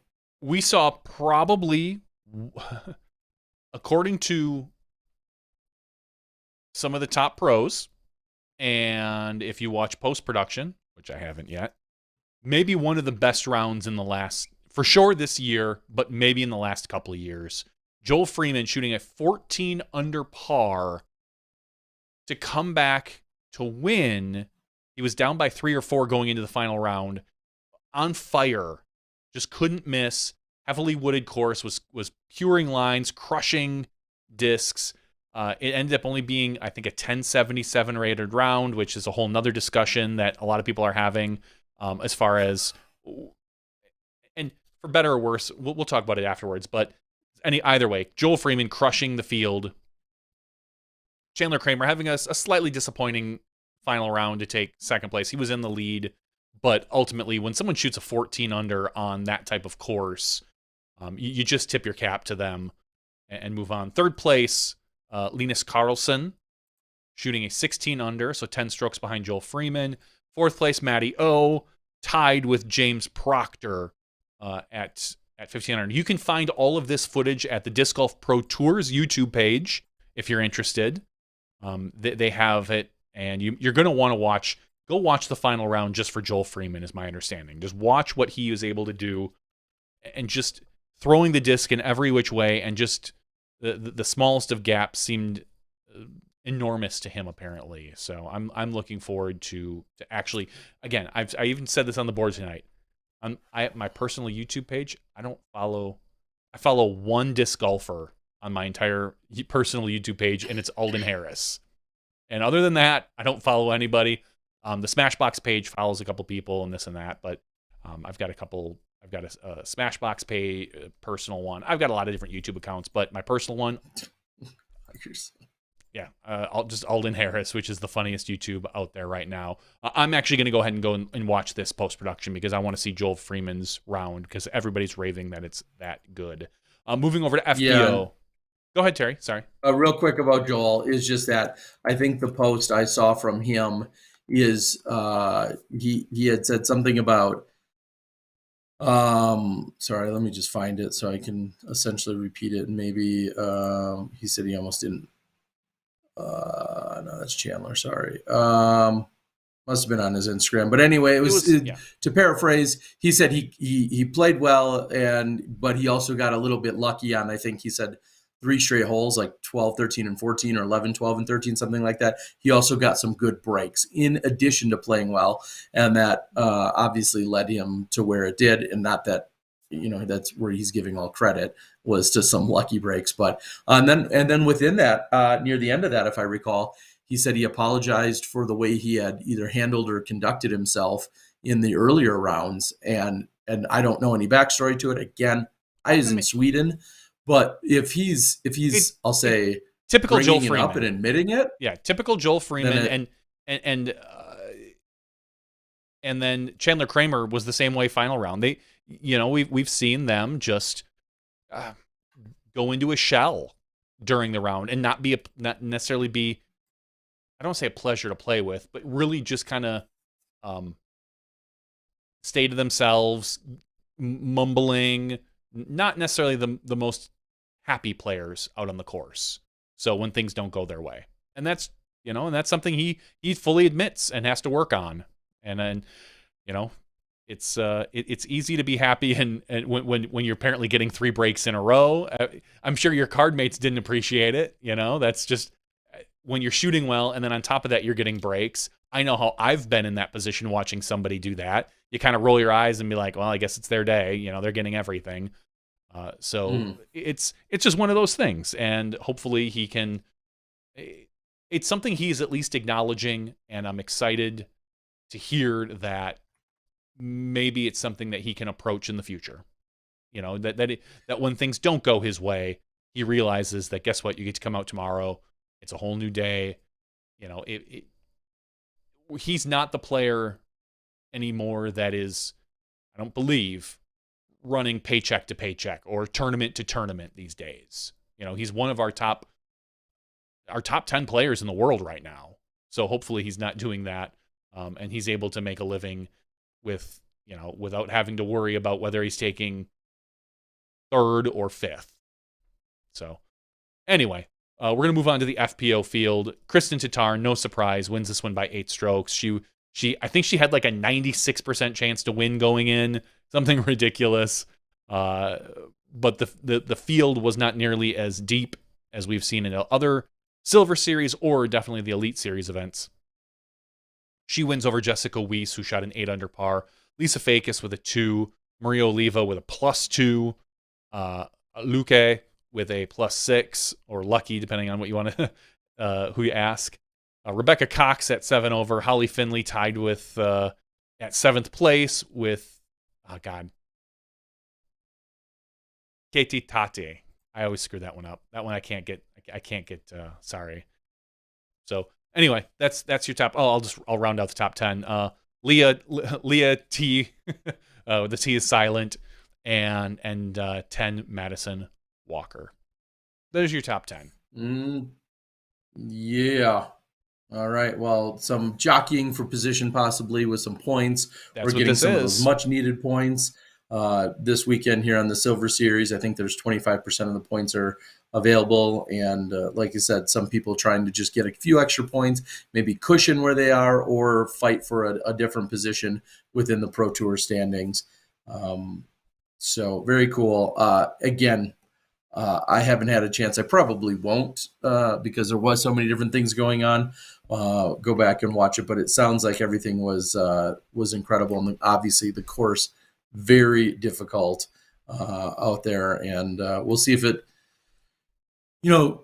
I think this brings in the bigger question, and this goes along with what we saw in Canada. Are all events always seeking that next level of going from Silver Series to being a regular series event, or can you just be a very consistent, solid Silver Series event? Because maybe that's all you want. Maybe that's all that fits in the schedule. I mean, I don't know. I can't speak to their initiatives or their prerogative, but that's just a question I have in mind when we've seen Silver Series events. A Beaver State Fling comes to mind when you're talking about some cellular signal and challenges maybe there for the whole event. And I don't know. And those are decisions well above our pay grade that you and I technically really have no influence or consideration of. But it's just something that is interesting to think about in the long term. Maybe there's just a few events that are I don't want to say just trying to be Silver Series, but maybe they're not looking to take that leap and are very content and or fit in that spot as a Silver Series event. And we'll be interested to see if this is one of those events or if this gets a bump, so to speak, in years moving forward. So I don't know. From what I've heard about the course and the little bit I've seen, it feels like this is the type of course that needs to be cleaned up a little bit, that some of the lines are not good. Yeah, it's heavily it sounds wooded. like it's fresh from what I heard. Very raw. Oh, I'm going to apologize right away to Kim, who I called Kim Gianola, but it's Kim Gianola. So I pronounced all the syllables when we're going to just cut that out. So when we were talking about the Masters. Sorry about that, Kim. I'm going to make that mistake forever. I probably will. But thanks, Kim. Anyway, Butler County, it's very raw, and if they want to have an elite series there, other than a lot of the other things that they need to do, I think they need to clean up the course a little bit. Because I was watching a few highlights, and I'm like, there's no fairway there. What is that? That's like 5 trees you just need to hope to get past. So we'll see. I mean, as we all say, as all designers and early courses say, just like you say about a haircut, you can always take more out. You can't add more. You can't add any back. So for sure, maybe they're seeing how it plays out, and I guess we'll see what happens. And but let's talk about that rating. I am so pissed off that it was only 1077. I mean, I didn't watch any of it, but I'm really pissed off. God, this is the last thing. All right, Terry, you need to be able to talk about this without being a jackass. Can you do that? No. Yes. I don't want an excuse. Yeah, I can. Okay. No, I can. Perfect. Okay. My only takeaway, and it's similar to the ratings update today from our players. Sure. Who always say they don't need anything. Not all players. Say, but you are picking certain players that do okay. say that and extrapolating it to all players. Let's just assume that there's many a player players that many does players say ratings don't matter. They're worthless. They're junk. Who Some cares players about do say them? that. They should only be for amateurs. Yep, blah blah blah. Right. I've read it all. Yep. Some players and then say they want to talk about their new rating that just came out, and then there's even a cross section of these same people that then get worked up about what a round is rated. Mm-hmm. Joel said it in his post. It is what it is. It's rated what it is. It's so much more impressive that he came back and won. He was down that many and won by that many. Because that's the story. Like, the W is what matters. Correct. Like, that's what matters. Yeah, everybody knows that. But as Germ kind of pointed out, there are reasons to care about specific ratings. Let's just pretend that this round is rated 1100. This Joel Freeman round, which is what it felt like a lot of people said a round it should be rated based on where everybody else finished, the competition, this and that, the course itself. I feel like I should weigh around 180 pounds too. No, go on. I mean, no, I feel like that's what I should weigh. Well, yeah, you and I both. But because think about this, you put the top. Let's just say you put Ricky and Paul and everyone out there, and they're all shooting around what Kramer shoots, and Joel still bests them by 8 strokes. That round rating is going to be better because of the players that are out there. It's a funny system, the ratings, and I don't have a better system, so I'm not here to argue for one way or the other. I know Germ put a post out there saying something about how he would like it more top heavy, where those top rated rounds are, a 12 down versus a 13 down. That one stroke could be more points versus less points. I'm not here to argue any of that because I don't know the math and I don't care to know the math. I don't necessarily think that's the right idea, but I can understand for someone to look at this and go like, yeah, 1077 doesn't feel right. Because when you look at the top rated rounds, when you look at the 1100 rounds, when you look at Paul McBeth's record setting rounds, you look at this and you go, this is probably better. This was a tougher course and he shot close to what McBeth did on some of these. Like, I can understand that feeling that the ratings are flawed. And I think they are flawed. I don't have a better. Are they imperfect? Yes. Yeah, that's what flawed is, Terry. Does somebody have a perfect solution? No, nobody does. And nobody has come up with a perfect solution. And I guarantee you, any solution that's put out there, there are downsides to it.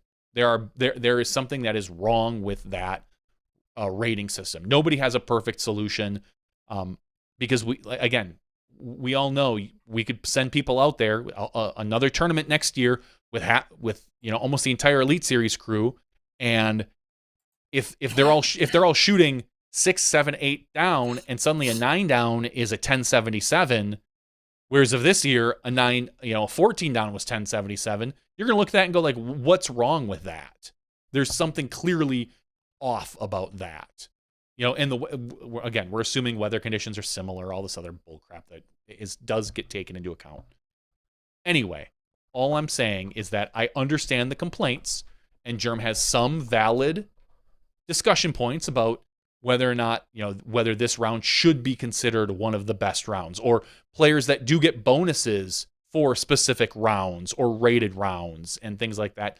I get all of that. I also turn around and say, if players are getting bonuses based on their rating, based on specific round ratings or things like that, that's already been taken into account.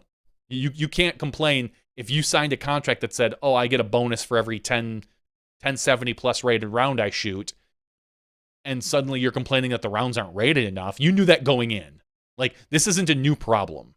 So there are definitely pros and cons to either side. I get it all. I know all the arguments. I don't have a better solution, though. Okay, well, good shooting, Joel.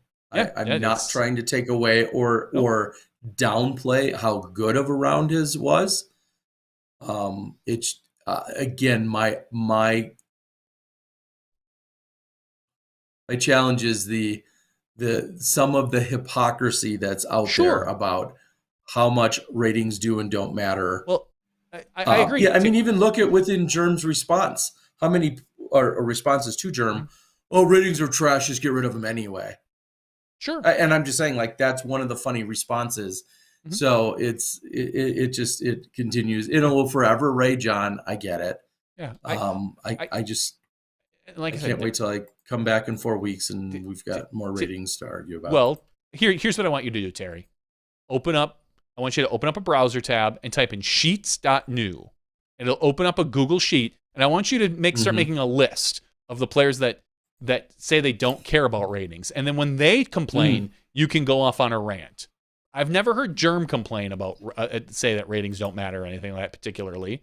I've heard him complain about different ratings. I've never heard him once say that they don't matter or that they shouldn't count. I think I've kind of heard Yuli say that after when you become a pro, that ratings kind of don't matter anymore. I don't think I've necessarily ever heard Germ say it, but I want you to make a list. I'm not saying if I did or didn't hear Germ. I'm not even picking on Germ in particular. I know, but I want you to make this list so that I don't have to listen to this every time I talk about a rating update, that you go on your fake whiny voice and hear about your ratings complaints.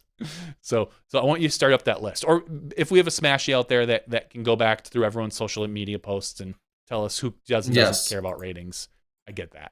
So we need to track those stats. Those are the ones that are important. Statmando, get on that right now. Yeah. So anyway, that's the big fun going into our GMC weekend. Terry, you're on your way out to Bend to do announcing for GMC. I'm covering. Yep. I'm doing the MPO side of the event, so I'll be the afternoon for pushing all the buttons. Other than that, Terry, is there anything else that happened this weekend that we need to be aware of? No, I mean, as I said, some other day I will likely do something on my own of a recap, possibly, of my experience over there in Sweden. But no, I'm all good and just about running out of juice, gas, all those things here soon anyway. So I'm good. If we call it, we can go into an after show, talk about a few more topics, and then we can wrap this guy up. That sounds good to me. A wild one. Wild. All right.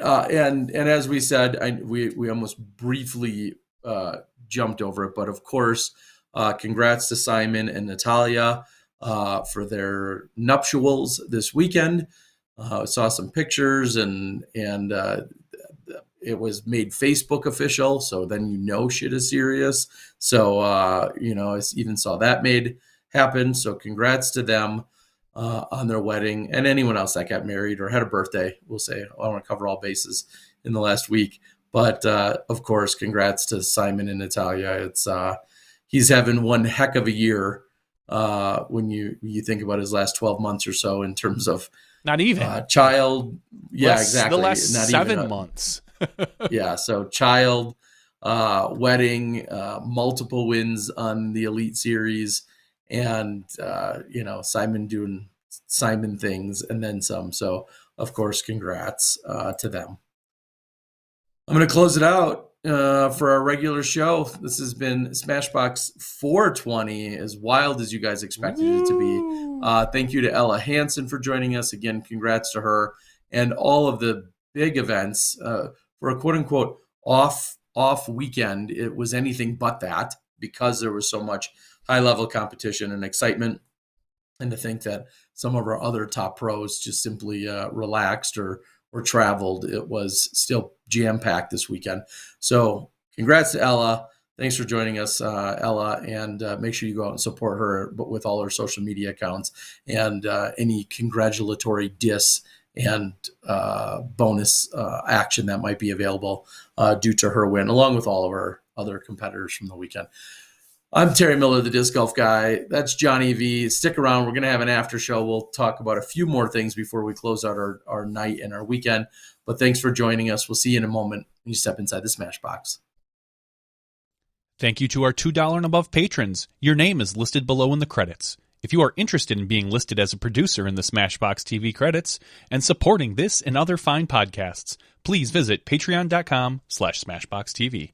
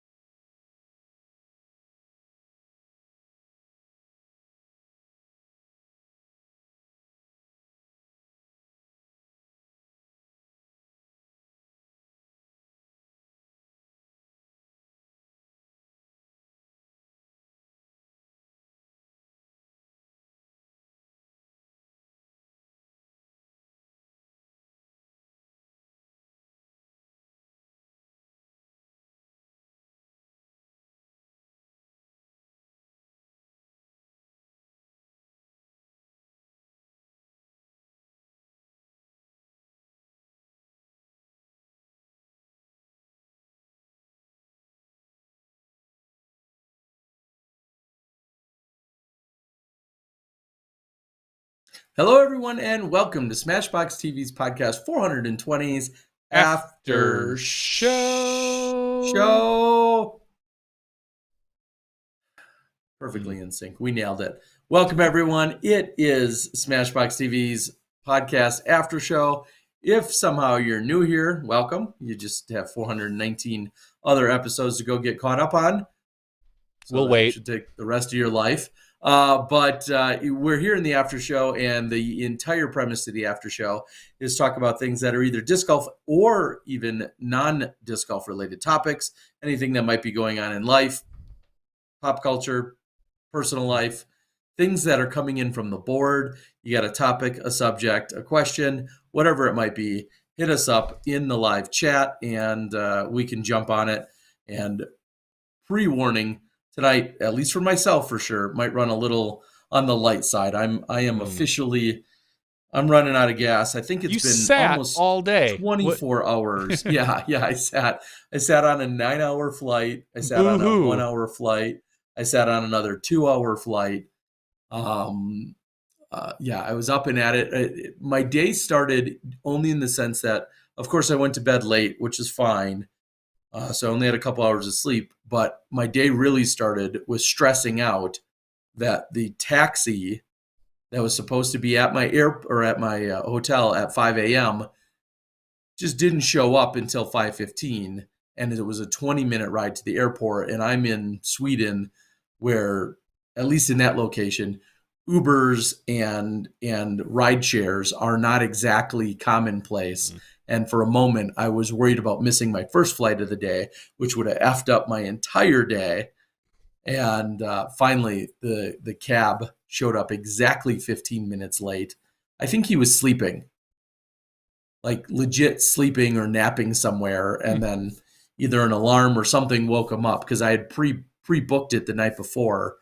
And then all of a sudden he showed up, and yeah, there's not a whole lot of traffic in Skellefteå at 5 a.m. And finally I got to the airport and everything was good, thank goodness. But I'm pushing at least 24 hours with just a few intermittent naps at this point. And also, speaking of trials and or personal health, is it Ray out on the board? Somebody, there's a long-running conversation. Carney. I think it's Carney Schill. Carney Schill. Go to the ER if you think you have a kidney stone. I'll be the first to admit that you don't F around with those. They are excruciatingly painful. They usually don't just pass on their own, or even if they do, it might take a while. Could take hours. Go to the ER if that is what you are contemplating. It sucks, but go to the ER if you have a kidney stone right now. I had one once, and it was as painful as everybody talks about. I'm just glad imagine. I've never had one. So imagine what I think this is a decent analogy. Imagine a rock, small rock. I get it. I know what right? I know. But a rock, but that also then has a shape. You saw the coronavirus, like kind of shape of like this ball with all these little tentacles. That's what a kidney stone is like. It's hardened, and then try to push that through like a mixing straw. Well, here's what I'll tell you. That is what's going on in your body. If you don't get it. If for some reason you don't go to the ER, I don't know where you live, but tomorrow, take the day off of work, go find the nearest amusement park. Ride every roller coaster. There are studies that say roller coasters actually help alleviate kidney stones, because you get Terry, look it up. I swear to God, there are studies that say, and they think it might be because of like the way the shaking is, that it helps them pass better.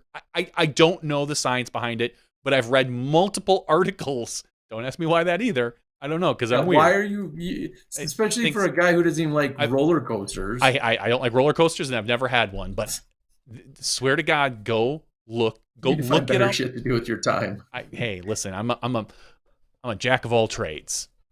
I know a lot of weird things. No, I have a doctor's appointment on Thursday for my eye, my right eye, right here. This one. See, Derek says what JVD is saying is accurate. I'm reading Silly's study here. I get you. I'm not alone out there, Terry. I'm not alone. Roller coasters supposedly help out. Anyway. Yeah, because it's usually like, let me just write up this prescription. Oh, Six Flags. Yeah, just go to Six Flags. Go to Six Flags. Super easy for everybody to do, too. Nobody said that it was easy, Terry. Nobody said it was. I would go to the doctor personally, but all I'm saying is, if you can't make it there, if Six Flags is closer, hey, try your luck, buddy. It's going to be cheaper than a hospital visit. I'm making get the nachos. Yeah, that's true. Or the churro stick. Or parking. Yeah. It was like four days ago or something. I was working out in the garage, and I don't know if I rubbed my eye wrong, or maybe just something. I was wearing eye protection, but since Thursday, my right eye just won't stop like watering. I think maybe I have something in my eye. Yeah, you scratched it or something? It could be. It happened one other time when I was younger, and I went into the doctor and they literally flipped my eyelid up and rubbed it with a Q-tip and found like a little chunk of, it was actually grout when I was redoing a bathroom. And I don't know what this is. I don't know if it's, because I wasn't doing anything with grout, so I don't know if it's like a wood shaving as I was building a workbench in my garage this weekend or something strange, even though I wasn't doing any sanding or anything. So anyway, it's just like when I wake up in the morning, it's kind of like a little crusty and it just waters constantly. So I called, tried to make an appointment. They're like, we can get you on Tuesday or on Thursday. And I was like, I'll take it. We'll see what that is. Because the other issue I've had for like 2 years now is my right eye doesn't focus. My left eye's great, normal. Right eye, when I went in for glasses, they kept flipping that thing like, okay, which one's better? Which one's better? And I'm like, none of them. No matter what you do, it's not coming into focus. And they're like, really?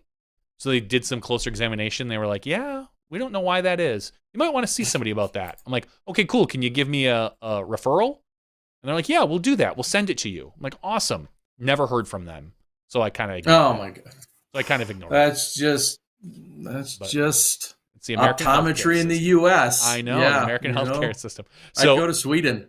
I might go get that looked at in Sweden. I just might. So yeah. So it's really funny because I feel super old because when I need to look at my phone and a little text comes up, I either close one eye because otherwise it's blurry, or I have to like lift my glasses and close one eye.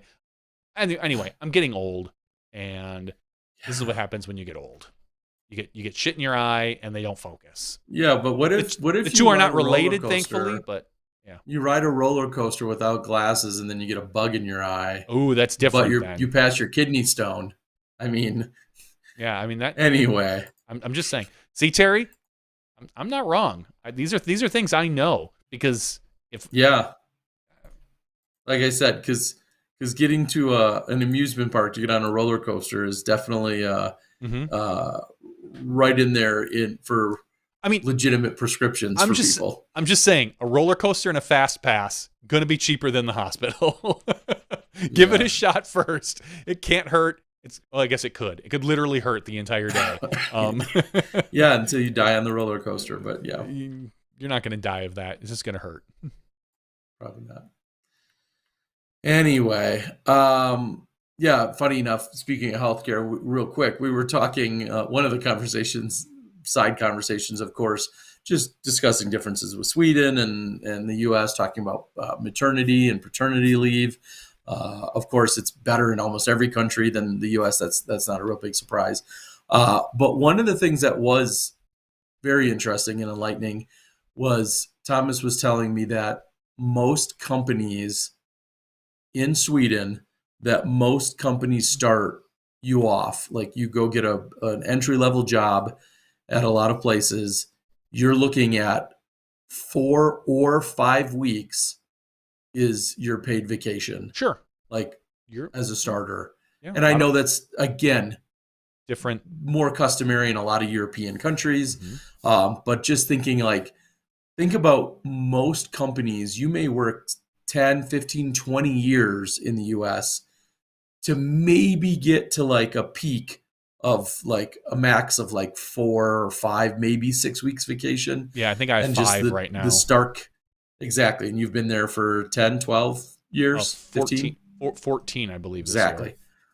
And think about like starting a new job tomorrow and you're like, oh yeah, here's your 5 weeks vacation. It's just many, and I know there's plenty of differences and pros and cons and taxes and blah, blah, blah. I get it, but it was just to hear that. Yeah, you start with 5 weeks vacation. Crazy. Tim asked, does Sweden call it holiday versus vacation? That's a good question because almost every time I'm outside of the U.S., I immediately refer to it as holiday myself. Just because I've heard it in a number of different countries. So I'm just going to assume everyone outside of the U.S. refers to it as holiday. I'm not sure though. Steven asked, Terry, will you be at MVP? I will not. So if there's $1 million hole-in-one, which Steve Dodge has made more announcements about, I will not see it in person. I think there's the possibility of us broadcasting it. I hope. We are, but I will. I will not see it in person. Will be in Bend, and it's a four-day event now that we're at the end of the year, and a 4-day event. And then that which would get done on Sunday, I couldn't possibly fly out until Monday, and I'd have to be back Wednesday. And so traveling back to Wisconsin and then do a podcast with Johnny on Tuesday. Oh, God, help me. To turn around and leave on Wednesday clearly just doesn't make sense in a lot of ways. And so I will be remaining out there because I'll be at MVP and I'll be in the booth for MVP for that event as well. I know Nate Sexton's joining us for at least maybe this weekend. I don't know if he's going to be in the booth for both events, but the plan right now, I believe, is myself, Nate Doss, Nate Sexton, I think Brian Earhart out on the course, and then on the FPO side, myself, Valerie, and Zoe Andike out on the course. So for what it's worth, spoiler, I think that's what you're going to hear or see this weekend. I'll be curious to see how GMC, and I don't think we're going to notice much of a difference in GMC with the scaled down number of players. I think they only allowed 100 in for MPO, and sure. So I don't know the number for FPO exactly. It might be 40. Anyway, 40-ish, 40 around there, probably. But more so when we get to MVP, to see that one really filtered down to the playoff of 60 players, I believe is what MPO is going to get, and 30 or something for FPO, or 25, something along those lines. Okay. Yeah, I don't know those exact numbers, but yeah, and people also have to realize, I mean, it's playoffs and it's all this other stuff, but in addition to that, our days are starting to get a little bit shorter. I don't know if that specifically is also what's playing into it, but clearly the daylight we have, and you talk about a rain delay or anything like that, plus you talk about all those players on 3.5 or 4 hour rounds. There's some thought that goes into all of this. So days getting a little bit shorter certainly can come into play as well. Real quick, because we didn't really touch on it in the regular show, surprised or not surprised to see Kristen not only not take a weekend off, but then obviously go have a dominating performance. But I guess maybe that is the question, is not take a weekend off. Not surprised? Not surprised for a couple of reasons. I did hear that and she can still practice or whatever, but I guess if she takes time off, her elbow tightens up. So in general, she needs to keep it moving and throwing and this and that until she can get things. So if you're going to be throwing, you might as well, on top of being in the U.S. for a limited amount of time, you probably want to maximize your events. If she lived in the U.S., it wouldn't shock me at all to see her skip an event. But because she's only here for another 4 weeks at most, maybe. I don't know if she's staying for Throw Pink or not. Yeah, I'm sure she is. I would think so. So that's 4 weeks away right now, and then probably the DG. So let's just say 5 weeks. At most 5 more weeks, you might as well get what you can in and win the extra, $12, $15, $2,000, whatever that payout was. I didn't look at what it was, but it's a silver series, so I'm just gonna make that assumption. It was around $2,000, maybe 2,500. Yeah, 1,500. 1,500. Okay, so 1,500. 21 women, 1,500. Yeah, no reason not to. Yeah, legitimate reason not to is if her arm hurts. But if it hurts less by continuing to play, then yeah, that makes perfect sense. As she was en route to her 8-stroke margin of victory. 8 over Jessica, 14 over third, and 18 over fourth. Just a truly dominant performance. So she was rated 978. And then it went up to 987 with today's update, for those wondering, because I know we talked earlier about highest rated women in the world. She sits atop of that chart. She's the best right now. There's no denying it. She's the best FPO player in our game right now. She's the most consistent. She seems to be at the top of her game. We all know that when Paige Pierce is on a roll and is hot, I think Paige can probably beat any woman, including Tatar. but we haven't seen that from Paige, and we have seen it from Tatar. Tatar has, I think Paige's ceiling is higher than every other FPO player. The problem is Paige isn't getting there, and Tatar's floor is higher than most of the players that we see. So she's consistently winning, and that's why she's the best. Yeah, and just almost disgusting to see just how her podium finishes just continue. Obviously winning this one, but just the fact that she, like you said, the floor for her and never finishing really off the podium almost ever in the last couple of years, with only the exception being Worlds last year. And then she went on to average, 989 golf for this weekend.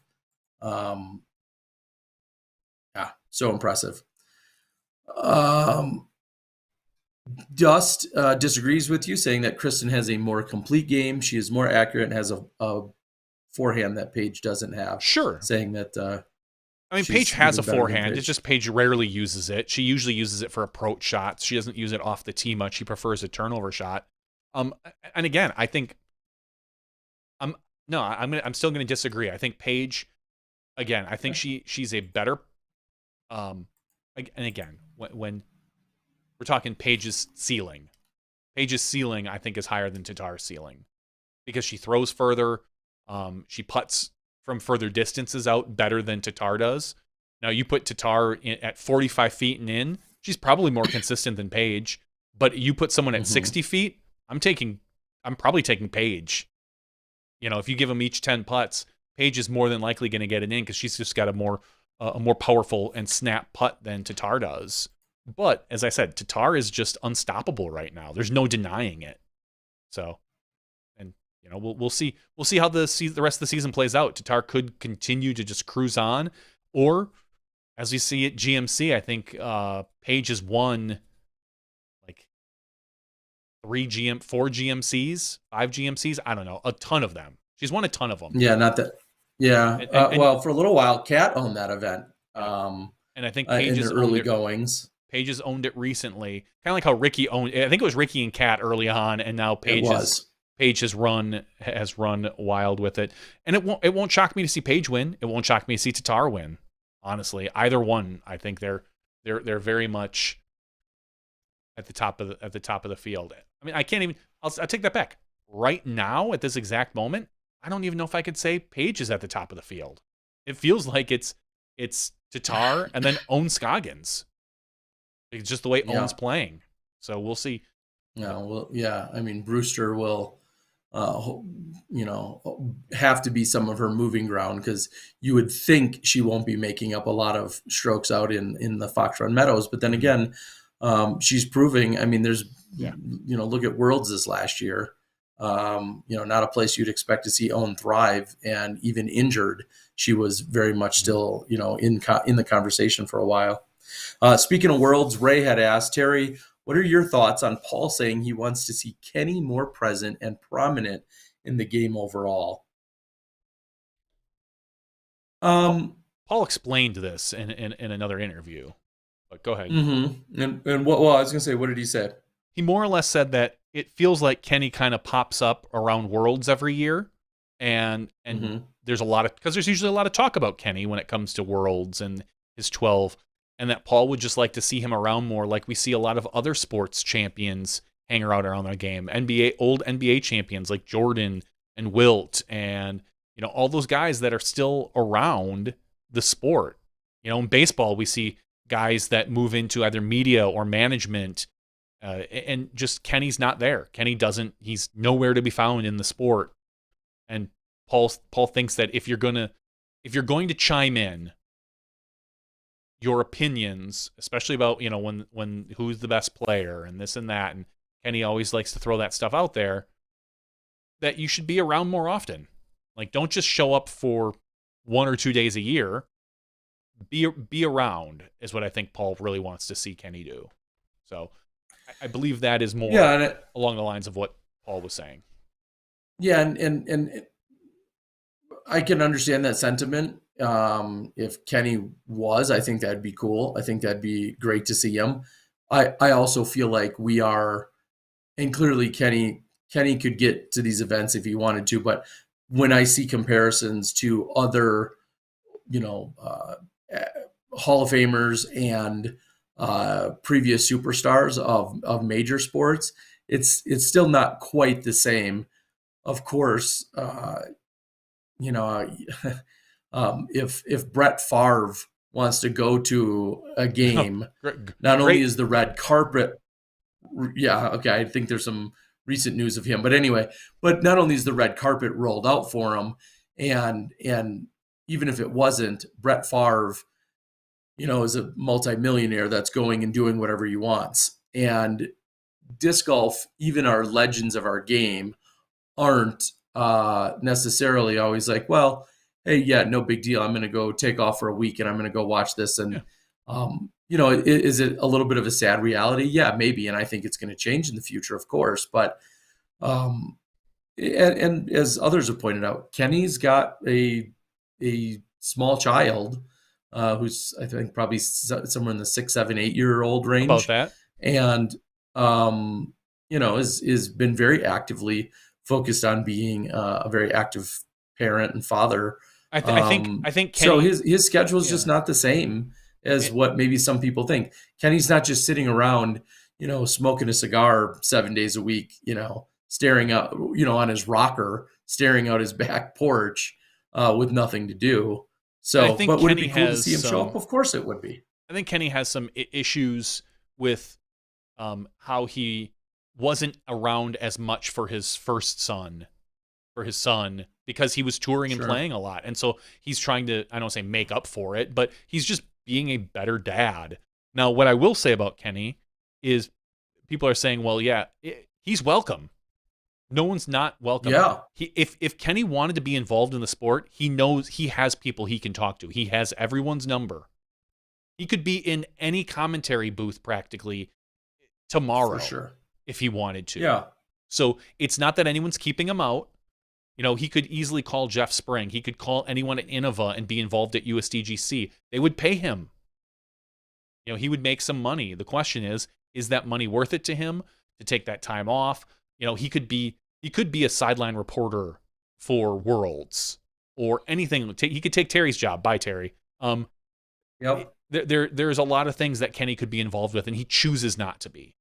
But again, he does like to, if you follow him on Facebook, he does like to chime in when people start talking about who's the greatest. And he has, he whether that's we've said it about the best players in our sport. They all seem to have a chip on their shoulder, and that's maybe what drives them. Kenny's no different. And just because he's not playing anymore doesn't mean that chip isn't there. So it's just a Kenny thing. So we'll see. I hope he's involved more in a couple of years. You know, when maybe once his kid gets a little bit older into his teens, Kenny will kind of show up, or whatever Kenny wants to do, Kenny can do. That's the way it's going to work. Yeah. He certainly has ties largely. When you look at the USDGC, we saw him in the booth and on the set, so to speak, a couple of years ago at the USDGC. I feel like that's the most logical. I don't want to say logical. To start. It's a good place to start. It seems like one of the more obvious places, because of his tie to Innova, because of his history there. All I can do is echo everything you said in terms of he's certainly welcome. Plenty of people would love to have him and see him more. And Paul being one of those in a, I don't want to say a passing of the torch, but at least and that's why I don't want to say passing of the torch. Yeah. Just an overall presence. I mean, look at when either records are broken or just someone who's been a fan of the game, who once was a great or is an all-time great in a lot of other sports, they're just literally physically present. They show up. You know, somebody who's won Wimbledon shows up and watches Wimbledon. Somebody who's, Hank Aaron or whoever, all these old greats that show up. If Mark McGuire was hanging out and you saw him in the stands for every single playoff game, at the end of every MLB season. No one's surprised by that. I think that's kind of the overall presence that we'd love to see. And it doesn't just have to be from one great to another, but just him physically being there. But maybe, just maybe, I know this is crazy to some, maybe just disc golf doesn't interest him the way it used to.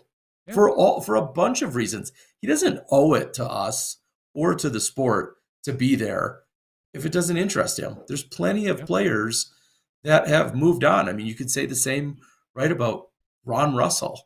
Like, he's obviously one of the all-time greats, but we don't see him other than the Jacksonville Open, which he is a title sponsor of, and we don't really see him much. I'm not mad at the guy. He's got a whole nother life outside of disc golf. So would it be cool? Yes. Do I expect it of him? No. I guess that's my TLDR version of it. So, all right. Which stops should be removed as a Pro Tour event? Which Silver Series should be elevated? Nope. We're that's not our pay grade. Nope, we're not. And anyway, Ray, I do appreciate it. I don't want to answer that because I know if you listen to the Ultra World podcast, they had a big long discussion about it. Literally that exact question, and that's what Ray even said. He's stealing it an upshot topic. I listened to that. I missed that yesterday, or I think maybe this morning. I don't remember. But they had a good talk about it. You can go to the Ultra World podcast and listen to that there. There are some topics I think that you can easily news and things like that will all be talked about on every podcast. That one's kind of like we'll talk about it maybe in the off season or something. When we hear about the new schedule, we can probably have that a little bit closer discussion about that. Okay.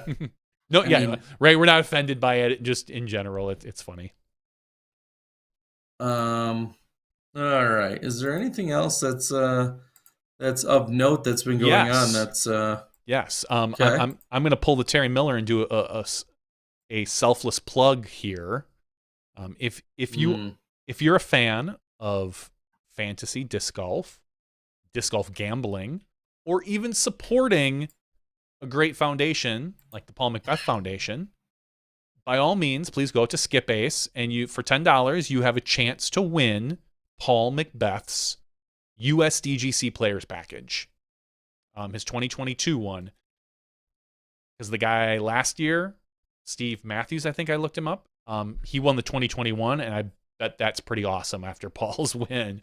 So if you are interested, and I'm working on getting more sponsors, I've got UDisc is throwing some pro sponsorship or some pro subscriptions my way. I'll probably get a year of DGN thrown in there, working with Double G Craft Jerky. Obviously, the Paul Macbeth Foundation, I think they're going to do some signed discs, exclusive Paul Macbeth Foundation discs signed, and obviously Paul's Players Pack. So if you're interested in trying to win that, by all means, go to Skip Ace, sign up to play. I think we already have about 25 or 30 people signed up, so that's, literally all proceeds are going to the Paul Macbeth Foundation. I will not see a dime of this, thankfully. So right now we've raised between $250 and $300 in the last 10 hours, if that, for the Paul Macbeth Foundation. So, and if you know anyone that's interested, tell them. That's all I'm asking. Excuse me. Yeah. Get at it. What's the deadline for that there, Johnny? Oh, well, the day before USDGC. Okay. So it's for USDGC, so you have the next 3+ weeks to sign up. I know we're starting to do USDGC calls and meetings on a regular basis to get ready for that event. So that kind of spurred me into thinking that I need to get this up and going, because last year I didn't get it up until about a week before the event, and we raised over $1,000. So this year I was hoping that if we start a little sooner, a few more prizes, maybe we can raise some more. I'm going to start calling some other pros as well. I know it's kind of funny because, Terry, and maybe you have a take on this. Last year I talked to Chris Clemens and Jordan Castro and Ulibarri, and they all donated their players pack, and all the proceeds went to the Paul Macbeth Foundation. Is it weird if I call up Yuli and be like, hey, can you donate your players pack for the Paul Macbeth Foundation now that he has his own foundation? Because I don't want to be. I don't want to get nitty gritty this year with like, oh, well, this one supports this foundation. That's just a little bit too much hassle for me to figure out and deal with. I want to focus on the Paul Macbeth Foundation and see and get the biggest amount we can for one spot. So I don't know. I need to start reaching out to some other pros, maybe that don't have foundations, and talk to them about raising money for the Paul Macbeth Foundation. Yeah, good call. Yuli will still give it to you. I demand. No, I don't. Okay. He would. Yeah, he would luck. as well. But it is an awkward thing to call up like Yuli, who did it last year for us, and he was so gracious about it. And be like, hey, can you donate to this? And he's gonna be like, well, what about my foundation? And he probably wouldn't care, to be honest. But that is something I'm hoping to dive into a little bit more next year, is to hopefully have more of a fundraising aspect to Skip Ace for some of these, for things like Uplay, for things like, the Paul Macbeth Foundation, for the Ulibarri Leaders Institute in something. Sure. Something like that. Whatever the acronym is. The Ulibarri Helping Kids in College. That's what I want to call it. So that's what I want to do next year. But for now, for this year, the Paul Macbeth Foundation, please, by all means. And if you just want to donate money to the Paul Macbeth Foundation, you can go to paulmacbethfoundation.org. But if you want to try to win his players pack, and USDGC always has a very nice players pack. Every year, it's usually something like a bag, a couple discs, maybe some local coupons if you want to go to Rock Hill. But yes, just saying, if you happen to be in the Rock Hill area, they always supply a phenomenal. Sometimes we've seen things like fleeces and duffel bags, umbrellas. We've seen a lot of things in the past. So I'm excited because it's always a big surprise as to what the players pack is going to be. I don't know what it is, and nobody does, and you won't know until probably a day or two before the event as to what you're going to win.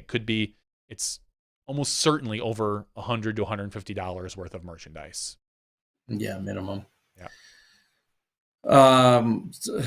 Arthur's calling for more mattress store sponsors in disc golf. Good more call. Yeah. Like Sleep Number, mattress stores like as Purple. Tournament. Yeah, as tournament sponsors. Yeah. So okay, that's a unique one. I don't know how much Aerobed. Yeah, Sealy, well, I guess I just think about Posturepedic. some of our players. Maybe if all the vans were outfitted with certain mattresses or a certain mattress brand. But I mean, as we know, mattresses are like once every 20-ish years. Like you're not going to see this huge influx. I think you're supposed to do it every 10 years, but 20, sure. 10 to 20, whatever. You flip it every 10. I don't know. You're gross, but okay, go ahead. You still have to do that. This when's the last time you bought one? Honestly, 20 years ago?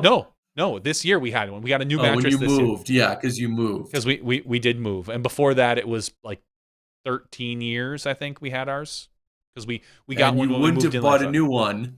You wouldn't have bought a new one had you not moved. No. Actually, we probably would have only because we shifted. Everyone shifted beds in the house, so the mattress is still being used. It's just now my daughter's mattress. Well, that's much better. And my son got a different one, and we got a new one. So it just shifted, just slide it down that way. Yeah. Sam says that I have COVID, and what's the booth plan if he takes out the whole booth? For what it's worth, that was an honest and fair and legitimate concern. So right when I got back from Worlds, I wasn't feeling well by even the plane ride home. And I think it's like typical Worlds week or a lot of other weeks.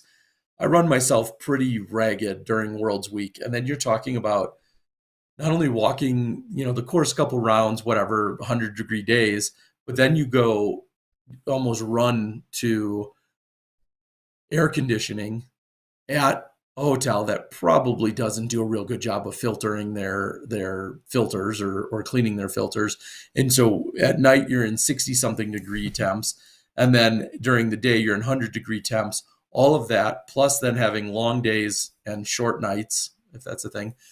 And then traveling home and all the things you're doing. Like, it makes sense. I wear out. This is very common at usually like a Memorial Week as well. And then it could be seasonal stuff. So anyway, I got home, didn't feel well. I did go to the doctor actually immediately because I was about to fly. And they very much thought common cold. I tested negative for COVID. I've been vaccinated, but anyway, I tested anyway, tested negative because I was not excited about 12 hours ish of being in planes. And the lady actually had very much challenged me. She said, "You're not in a ton of pain right now in your right ear." And I said, "No." She's like, "You have a lot of fluid buildup." And she didn't understand how I wasn't in pain. And then I was off and on kind of sick for the entire Sweden trip. And I feel like I'm starting to get better, but another full day of travel today certainly did not help my case. The plan, if I wasn't in the booth, Nate and Nate could handle it.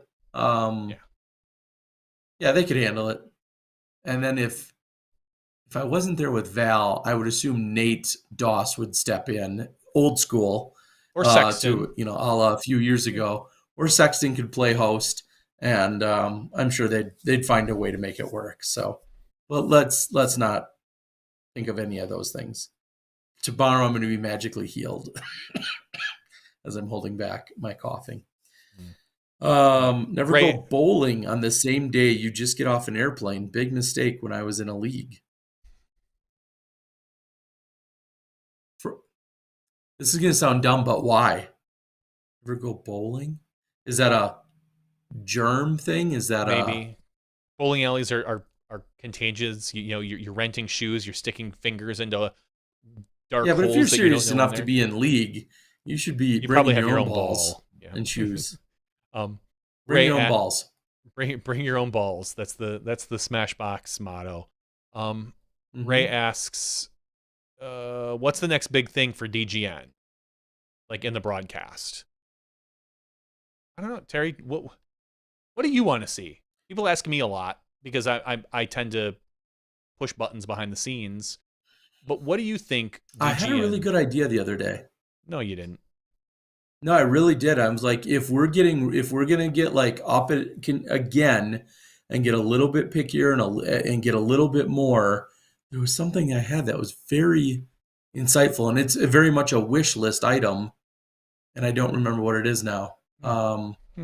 Something that would come from the course that would be intel to us, and I don't remember what that was. It wasn't distances because we're kind of getting those.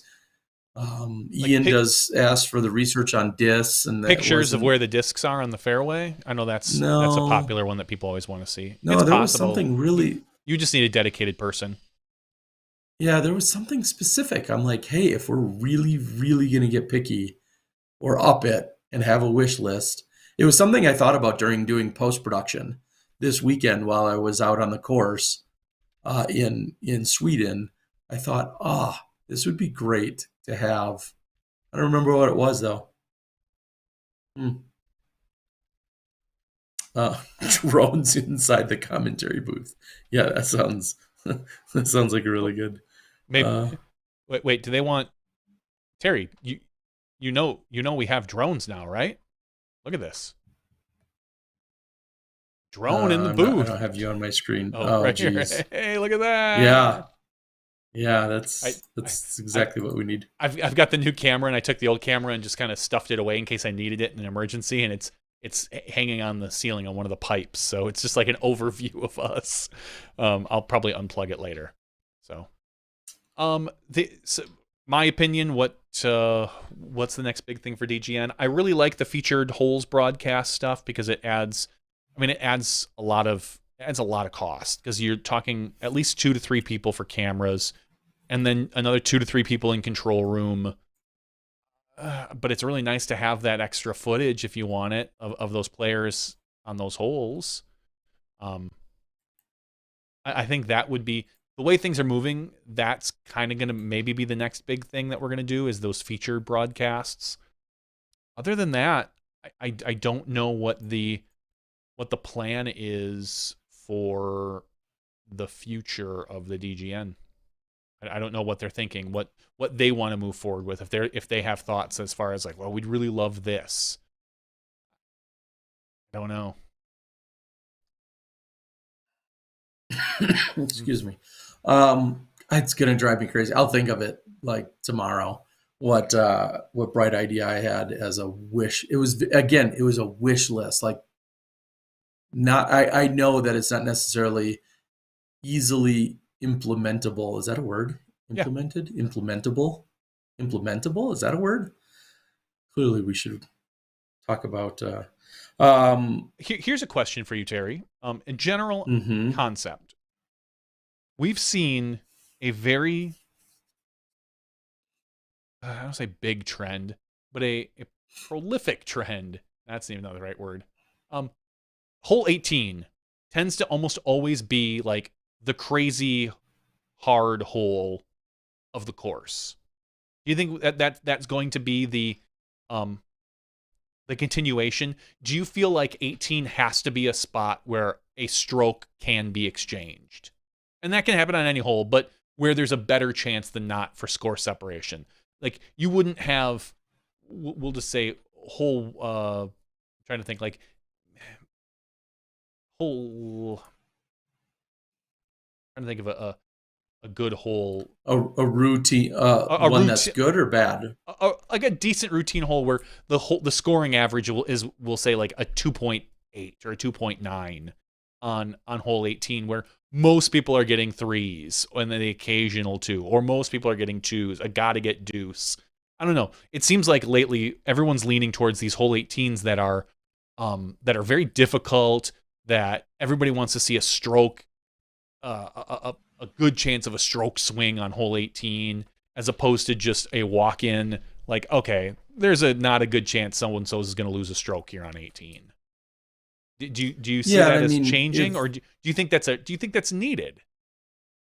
I mean, I think in an ideal scenario, having 18 not be, I don't want to say a cakewalk, but having it have some teeth to it clearly should help the drama. I mean, you think about like just what you see at Idlewild, like that's a damn good 3. Yeah. It's a perfectly fine 4, but can easily be a 5, 6, or 7. Yeah. And, there's a premium on getting the birdie there on that final hole. Hole 18 at MVP. There's another good example. I mean, obviously, he continues to tweak where the tee is to make for just the right amount of drama. And if you're out of position, are you laying up? Is all you need is a layup. Getting onto that island, some players make it look so easy. And until you stand out in that field, it's not. That's now 280 or 300. That gap is small. It's small, and it's often a forehand type flight or an Anheuser flight, which clearly some are better at than others. So 18 at MVP is just so easily a stroke swinger. Now you look at, which is funny because 18 at MVP, I kind of feel like, okay, most people are throwing, off the tee into the fairway. The smart play is then you lay up to the mouth of the gap, pitch over, and take a 4. I like the option that you have the chance to run at it, but most players, unless you need it, I bet you most players don't go for it. I'd love to look at the stats and figure that out, because I don't think most players are going for the green in 2 unless you're going down to that final hole, or you just had, for whatever reason, the most phenomenal drive. Like an Ezra who can crush one out there and make it a little bit, make it 50 feet shorter. But most players, I don't think, are going for that green in 2. Yeah, I mean, I look at, I was just thinking of other hole 18, Ledgestone out at Lake Eureka.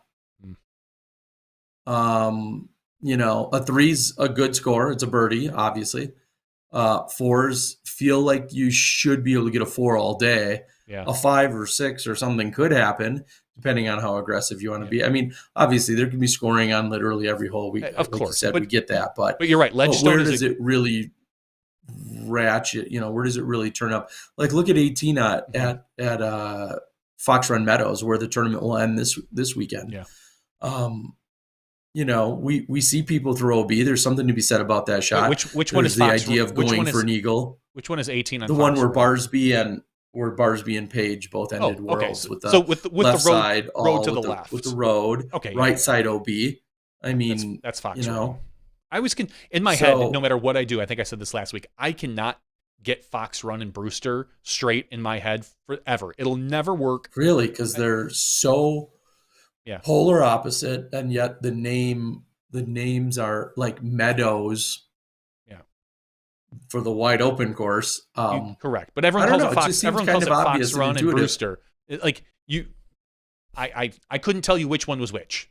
Honestly, you could pick a hole on that course, and I would look at it and be like, I don't know what course that's on. I think that's okay. And maybe I'm unique with that for whatever reason on that particular course. Yeah, you're definitely not smart with that take.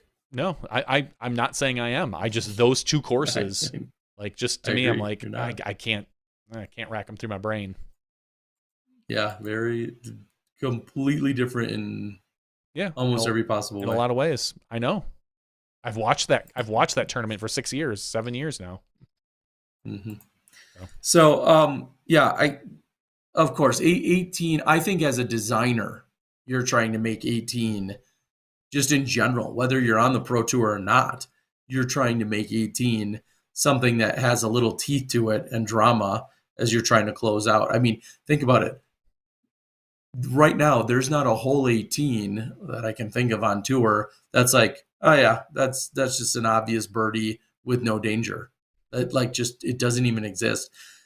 And then you look at like hole 18 at the Toboggan, for as good as that course is, hole 18 for men and women continues to be a meh. I don't love it. Where? It's Toboggan. Toboggan. Oh yeah. It's obviously I don't need the spiel on the women's side. Even on the men's side though, I don't love it. I don't, for as good as that course is, hole 18 to me is actually a weak point on that course. I don't mind it for MPO. I feel like it's a very much the equivalent of Maple Hills 18 when it comes minus the drive on 18 for Maple Hill. Take away the first throw at Maple Hill and you have almost the same thing. You have a shot that if you want to run at the green and risk going OB to the left, clipping the trees, you can do that. You can take a slightly aggressive shot on 18 at Toboggan and go for the green. But a lot of people just... I think they're all taking the same shot. They're all trying to birdie it, and it's just a matter of whether they get there or not. Yeah, that's true. They're all trying to birdie it. It's like, did you execute or not? Yes, I mean, nobody's laying up on 18. Some people throw rollers up there. No one's purposefully laying up. It's just a matter of whether exactly. That's what I mean, though. Honestly, 18. Most people end up at the 30-foot spot. Almost everybody ends up at the 30-foot spot, and you're putting from there. Like, it's very rarely do you see someone park that. It's maybe I would love to go. We can go look at 18 and see how many people got a bullseye on 18. Green in regulation? Green in regulation. Almost everybody. Hold on once. We're looking at... what the heck? Where is it? Ledgestone. Not Ledgestone. Deglow. After dynamic. After match play. Reserve. Women's... There it is. Deglow, course stats, whole. I don't want just one round. I want the whole thing. But we'll just say round 3. MPO. Hole 18 has a 4% park rate. And 83% C1X isn't. Circle 1 in regulation, 27%. So 1 out of 4 people make it into the circle, or made it into the circle on round 3. I mean, and it was 36% birdied. So that's telling me that 1 in 3 people, 1 in 4 are making it into the circle, and 1 in 3 are getting the birdie. Okay. So I don't know. I mean, it just doesn't do it for me. I agree. I don't like the hole personally. I'm not here to defend the hole because I think it's, especially for FPO, it's a garbage hole. But even for the MPO, it's kind of eh. I don't hate it. I don't love it. It's just eh. We're talking holes here on the 420 podcast. We're just talking holes. All right, Derek. All right. Let's wrap up our whole podcast. Yeah, because that's about all I got here. We're talking holes. We'll talk more holes next week. We got holes everywhere. You get a hole. All right, guys. I'm going to call it. If Johnny, if you need to continue, feel free. But I'm out of here. I've had enough. I'm going to go to bed and have my eye crust over. Ella Hansen for joining us in the regular show yet again. Thank you to everyone over in Sweden, and Michael and Thomas and the entire crew at Latitude and the event for that amazing experience. And congrats to everyone else that performed well this weekend. Looking forward to a little GMC back on the Pro Tour, live on the Disc Golf Network Thursday through Sunday. We've got 3 days of regular competition with a cut to Friday, cut to Sunday for some of our players. But we're looking forward to seeing you guys. I'm going to go try and get caught up a little bit on some sleep and getting ready for this weekend. For Johnny V, I'm Terry Miller, the Disc Golf Guy. That's Smashbox episode 420. We'll see you this weekend for the live broadcast on Disc Golf Network. We'll see you next week, of course, for the show. We'll see you then when you step inside the Smashbox.